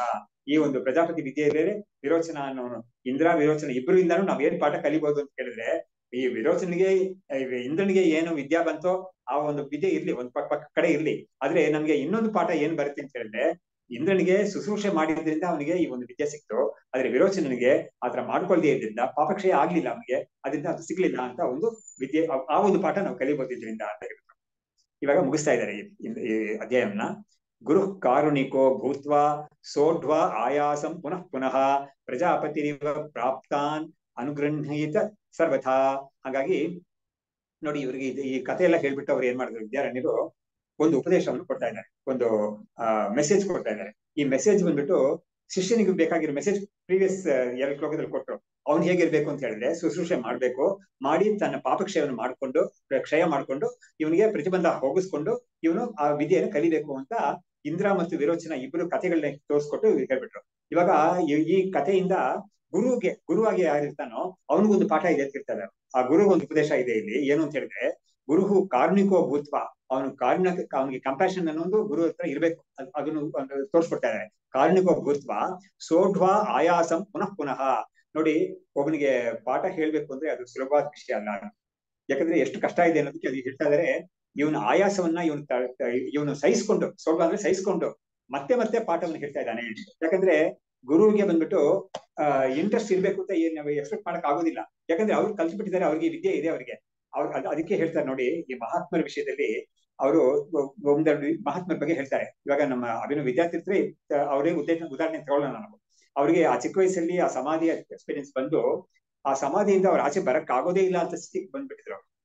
ಚಂದ್ರಶೇಖರ್ ಬಾದಗಳು ಏನ್ ಮಾಡಿದ್ರು, ಇಲ್ಲ ನೀವ್ ಹತ್ರ ಇರಬಾರ್ದು, ನೀವ್ ಹತ್ರ ಹೋಗ್ಬಿಟ್ರೆ ಈ ಒಂದು ದೊಡ್ಡ ಮಠ ಅನ್ನೋದು ನಿಮ್ಮ ಇದ್ರ ಮೇಲೆ ನಿಂತಿದೆ. ಅದು ಎಷ್ಟೋ ಜನಗಳಿಗೆ ನೀವು ಇದು ದಾರಿ ಮಾರ್ಗದರ್ಶನ ಮಾಡ್ಬೇಕಾದಿದೆ ನಿಮ್ಗೆ. ಅದನ್ನ ನೀವು ಅದರ ಇರಿವರ್ಸಿಬಲ್ ಸಮಾಧಿಗೆ ನೀವು ಹೋಗ್ಬಾರ್ದು ಅಂತ ಅವ್ರ ಮೇಲೆ ತಡೆ ಮಾಡಿದ್ರು. ಅವ್ರನ್ನ ಆತರ ಮಾಡಿದ್ದಾರೆ. ಆಮೇಲೆ ಇನ್ನೂ ಕೆಲವರು ಯಾರ್ಯಾರ ಬಗ್ಗೆ ಅವ್ರಿಗೆ ತುಂಬಾ ಚಿಕ್ಕ ವಯಸ್ಸಲ್ಲೇ ಇದೆಲ್ಲ ಬಂದ್ಬಿಡ್ತು, ಅವ್ರಿಗೆ ಅತ್ಯಂತ ವೈರಾಗ್ಯ ಇದೆ. ಅವಾಗ್ಲೇ ಅವ್ರು ನೆಕ್ಸ್ಟ್ ನೀನ್ ಏನ್ ಮಾಡ್ಬೇಕು ಅಂತ ಹೇಳಿದ್ರೆ ಅವ್ರಿಗೆ ಹಿಮಾಲಯಾಸ್ ಹೋಗ್ಬೇಕು ಅಂತಾನೆ ಇತ್ತು ಅವ್ರಿಗೆ ಮನಸ್ಸಲ್ಲಿ. ಆದ್ರೆ ಅದನ್ನ ಅವರು ಗುರುಗಳು ಇಲ್ಲ ನೀನ್ ಹೋಗ್ಬಾರ್ದು ಅಂತ ಹೇಳ್ಬಿಟ್ಟು ಅವ್ರನ್ನ ತಡೆ ಮಾಡ್ತಾರೆ. ಹೀಗೆಲ್ಲ ಯಾತಿಗೆ ಅಂತ ಹೇಳಿದ್ರೆ ಈ ತರ ಹೋಗಕ್ಕೆ ಅವ್ರಿಗೆ ಇರುತ್ತೆ, ಹಾಗಾಗಿ ಆ ಸಾಮರ್ಥ್ಯ ಇರುತ್ತೆ ಅವ್ರಿಗೆ. ಆದ್ರೂ ಕೂಡ ಅವ್ರು ಏನ್ ಮಾಡ್ತಾರೆ, ಇನ್ನೊಬ್ಬರಿಗೆ ಅವ್ರ ದಾರಿ ತೋರಿಸ್ಬೇಕು ಅಂತ ಏನಾದ್ರು ಒಂದು ಪ್ರಾರಂಭ ಇದ್ರೆ ಅವ್ರು ಇದಕ್ಕೆ ಬಂದ್ಬಿಡ್ತಾರೆ. ಅವಾಗ ಹೇಳ್ತಾ ಇದ್ದಾರೆ, ಗುರುಹು ಕಾರ್ಣಿಕೋ ಭೂತ್ವ ಸೋಢ್ವಾ ಆಯಾಸಂ ಪುನಃ ಪುನಃ. ಮತ್ತೆ ಮತ್ತೆ ಆ ವಿದ್ಯೆಯನ್ನು ಇನ್ನೊಬ್ಬರಿಗೆ ಹೇಳ್ಬೇಕು ಅಂತ ಹೇಳಿದ್ರೆ ಇದೇನಪ್ಪ ತಲೆನೋವು ಇದು, ಇಂಥದ್ದಂತ ಏನ್ ತಿಳ್ಕೊಳ್ತಾ ಇಲ್ವಲ್ಲ ಇದನ್ನ ಅಂತ ಹೇಳುವಾಗ ವಿದ್ಯಾರಣ್ಯರೇ ಒಂದು ಕಡೆ ಪಂಚದಶಿಯಲ್ಲಿ ಇವನೊಂದು ಮಣ್ಣಿನ ಹೆಂಟೆ ಅಷ್ಟೇನೆ ಇವನು ಒಂದು ಬುದ್ಧಿ ಅಂತ ಇದೆಯಲ್ಲ ಇವನಿಗೆ, ಅದು ಸುಮ್ಮನೆ ಒಂದು ಮಣ್ಣಿನ ಹೆಂಟೆನೆ ಇದು ಅಂತ ಹೇಳಿದ್ದಾರೆ ಅವರು. ಹಾಗಾದ್ರೆ ಅಂತವನಿಗೆ ಮತ್ತೆ ಮತ್ತೆ ಪಾಠ ಹೇಳ್ಬೇಕು ಅಂತ ಹೇಳಿದ್ರೆ ಆಯಾಸ ಆಗುತ್ತೆ ಅದು. ಆದ್ರೆ ಇವರು ಗುರುವಾದವರು ಅವರ ಅತ್ಯಂತ ಕರುಣೆಯಿಂದ ಈ ಆಯಾಸವನ್ನ ಅವರು ಸಹಿಸ್ಕೊಂಡು, ಅದೇ ಸೋಢ್ವ ಆಯಾಸ ಪುನಃ ಪುನಃ ಪ್ರಜಾಪತಿ ಇವ. ನೋಡಿ, ಪ್ರಜಾಪತಿ ಹೇಗೆ ಆಯಾಸವನ್ನು ಅವನು ಪರಿಗಣಿಸದೆ ಇವನಿಗೆ ಹೇಳ್ಬೇಕು ಅಂತ ಕರುಣೆಯಿಂದ ಹೇಳಿದ್ನೋ, ಮತ್ತೆ ಮತ್ತೆ ಹೇಳಿದ್ನೋ, ಆತರ ಒಬ್ಬ ಗುರು ಇರ್ಬೇಕು ಅಂತ ಹೇಳ್ತಾ ಇದ್ದಾರೆ. ಶಿಷ್ಯ ಹೇಗಿರ್ಬೇಕು ಅಂತ ಮೊದಲು 2 ಶ್ಲೋಕ ಹೇಳಿದ್ರು. ಇವಾಗ ಗುರು ಒಂದು ಪಾಠ ಹೇಳ್ತಾ ಇದ್ದಾರೆ ನೋಡಿ, ಎಷ್ಟು ಚೆನ್ನಾಗಿದೆ. ಹಾಗಾಗಿ ಗುರುಹು ಕಾರುಣಿಕೋ ಭೂತ್ವ ಸೋಢ್ವ ಆಯಾಸ ಪುನಃ ಪುನಃ ಪ್ರಜಾಪತಿ ಪುಮಾನ್ ಪ್ರಾಪ್ತಾನ್ ಅನುಗ್ರಹೀತ ಸರ್ವತಾ. ಅವನಿಗೆ ಪ್ರಾಪ್ತವಾದ ಶಿಷ್ಯರಿಗೆ ಅವರು ಅನುಗ್ರಹ ಮಾಡ್ಲಿ, ಯಾವಾಗ್ಲೂ ಮಾಡ್ತಾ ಇರ್ಲಿ ಅಂತ ಹೇಳ್ಬಿಟ್ಟು ಅವ್ರಿಗೊಂದು ಒಂದು ಉಪದೇಶ ಕೊಟ್ಬಿಟ್ಟು ಕೊನೆಯಲ್ಲಿ ಮುಗಿಸ್ತಾ ಇದ್ದಾರೆ. ಪ್ರಜಾಪತೇರ್ ಯಂ ವಿದ್ಯಾ ಖಚಿತ ಅನುಗ್ರಹಾತ್ ಗುರೋಹೋ ಸಚಿಷ್ಯಾನ್ ಅನುಗೃಹಾತು ವಿದ್ಯಾತೀರ್ಥ ಮಹೇಶ್ವರ. ಇವಾಗ ಇವರು ಒಂದು ವಿದ್ಯಾರ್ಥಿ ಇರುತ್ತೆ, ಇವರ ಗುರುಗಳು ಅದನ್ನ ಹೇಳ್ತಾರೆ. ಶಂಕರಾನಂದರು ವಿದ್ಯಾಗುರುಗಳಾಗಿರ್ಬೇಕು, ವಿದ್ಯಾತೀರ್ಥರು ಇವರಿಗೆ ಮಾರ್ಗದರ್ಶನ ಗುರುಗಳಾಗಿರ್ಬೇಕು. ಹಾಗಾಗಿ ವಿದ್ಯಾತೀರ್ಥ ಅಂತ ಗುರುಗಳು ಇವರು ಈ ತರ ಶ್ಲೋಕ ಮಾಡಿದ್ಮೇಲೆ ಕೊನೆಯಲ್ಲಿ ಈ ತರ ಈ ಗ್ರಂಥ ಮಾಡಿದ್ಮೇಲೆ ಕೊನೆಯಲ್ಲಿ ಈ ತರ ಒಂದು ಶ್ಲೋಕ ಹಾಕ್ತಾರೆ. ಎಲ್ಲಾ ಚಾಪ್ಟರ್ಸ್ಗಳು ಆ ತರ ಹಾಕ್ತಾರೆ. ಹೇಳ್ತಾ ಇದ್ದಾರೆ, ಪ್ರಜಾಪತೇಹೇ ಇಯಂ ವಿದ್ಯಾ ಖಚಿತ ಅನುಗ್ರಹಾತ್ ಗುರೋಹೋ. ನಾನು ಈ ಪ್ರಜಾಪತಿ ವಿದ್ಯಾ ಅಂತ ಯಾವುದು ಚಾಂದೋಗ್ಯ ಉಪನಿಷತ್ ಇದೆಯೋ ಅದನ್ನ ನಾನು ನನ್ನ ಮಾತುಗಳಿಂದ ಹೇಳಿದ್ದೀನಿ. ಇವಾಗ ಅದು ಯಾವ್ದ್ರಿಂದ ಹೇಳಿದೆ ಅಂತ ಹೇಳಿದ್ರೆ ನನ್ನ ಗುರುಗಳ ಅನುಗ್ರಹದಿಂದ ನಾನು ಹೇಳಿದ್ದೀನಿ. ನನ್ನ ಒಂದು ಸಾಮರ್ಥ್ಯ ಅಂತ ಏನು ಇಲ್ವೇ ಇಲ್ಲ, ಅವ್ರ ಅನುಗ್ರಹದಿಂದ ನಾನು ಹೇಳಿದ್ದೀನಿ. ಅವರು ಸಚ್ಚಿಷ್ಯಾನ್ ಅನುಗೃಹಾತು. ನೋಡಿ, ಇವಾಗ ಇದನ್ನ ಹೇಳಿದವ್ರು ಕೂಡ ನನ್ನ ಅನುಗ್ರಹ ಮಾಡ್ತೀನಿ ಎಲ್ಲರಿಗೂ ಅಂತ ಹೇಳ್ತಿದ್ದ. ಆ ನಮ್ಮ ಗುರುಗಳು ನನ್ಗೆ ಅನುಗ್ರಹ ಮಾಡಿದ್ರಲ್ಲ, ಅವರು ಕೂಡ ಈ ಗ್ರಂಥವನ್ನ ಯಾರು ಓದ್ತಾರೋ, ಅದನ್ನ ಯಾರು ಈ ವಿದ್ಯೆ ಬೇಕು ಅಂತ ಬಂದಿದ್ದಾರೋ ಅವ್ರಿಗೆಲ್ಲ ಕೂಡ ಅವ್ರ ಅನುಗ್ರಹ ಮಾಡ್ಲಿ ಅಂತ ಒಂದು ಪ್ರಾರ್ಥನೆಯನ್ನು ಮಾಡಿ ಅವರು ಮುಗಿಸ್ತಾ ಇದ್ದಾರೆ. ಪ್ರಜಾಪತೇರ್ ಯಂ ವಿದ್ಯಾ ಕಥಿತ ಅನುಗ್ರಹಾತ್ ಗುರೋಹೋ. ನಾನು ಇದನ್ನ ಹೇಳಿದ್ದೀನಿ, ಇವಾಗ ಈ ಪ್ರಜಾಪತಿ ವಿದ್ಯೆನ ಹೇಳಿದ್ದೀನಿ. ಅವ್ರ ಗುರುಗಳ ಅನುಗ್ರಹದಿಂದ ಅವರು ಸಚ್ಚಿಷ್ಯರನ್ನ ಅವರು ಅನುಗ್ರಹ ಮಾಡ್ಲಿ, ಯಾರು ವಿದ್ಯಾತೀರ್ಥ ಮಹೇಶ್ವರರು ಅನ್ನೋರು ಇದನ್ನ ಮಾಡ್ಲಿ ಅಂತ ಹೇಳ್ಬಿಟ್ಟು 100ನೇ ಶ್ಲೋಕ ಕರೆಕ್ಟಾಗಿ 100 ಶ್ಲೋಕಗಳಲ್ಲಿ ಅವರು ಇದನ್ನ ಕಥೆಯನ್ನು ಹೇಳಿದ್ದಾರೆ. ಇದಕ್ಕೆ ಮುಂದಕ್ಕೆ ಮುಂಡಕೋಪನಿಷತ್ ಅಂತ ಬರುತ್ತೆ, ಅದನ್ನ ನಾವು ನಿಲ್ಲಿಸಿರೋಣ. ನಮ ಶ್ರೀ ಶಂಕರಾನಂದ ಗುರು ಪಾದಾಂಬುಜನ್ಮನೆ ಸವಿಲಾಸ ಮಹಾಮೋಹ ಗ್ರಾಹ ಗ್ರಾಸೈಕ ಕರ್ಮಣೆ ತತ್ಪಾದಾಂಬುರುಹದ್ವಂದ್ವ ಸೇವಾ ನಿರ್ಮಲ ಚೇತಸಾಂ ಸುಖಬೋಧಾಯ ತತ್ವಸ್ಯ ವಿವೇಕೋಯಂ ವಿಧೀಯತೆ. ಶಾಸ್ತ್ರಂ ಶಾರೀರ ಮೀಮಾಂಸಾ ದೇವಸ್ತು ಪರಮೇಶ್ವರಃ ಆಚಾರ್ಯ ಶಂಕರಾಚಾರ್ಯ ಸಂತು ಮೇ ಜನ್ಮ ಜನ್ಮನಿ. ವಿದ್ಯಾವಿನಯ ಸಂಪನ್ನಂ ವೀತರಾಗಂ ವಿವೇಕಿನಂ ವಂದೇ ವೇದಾಂತ ತತ್ವಜ್ಞಂ ವಿದುಷೇಖರ ಭಾರತೀಂ. ಓಂ ತತ್ಸತ್.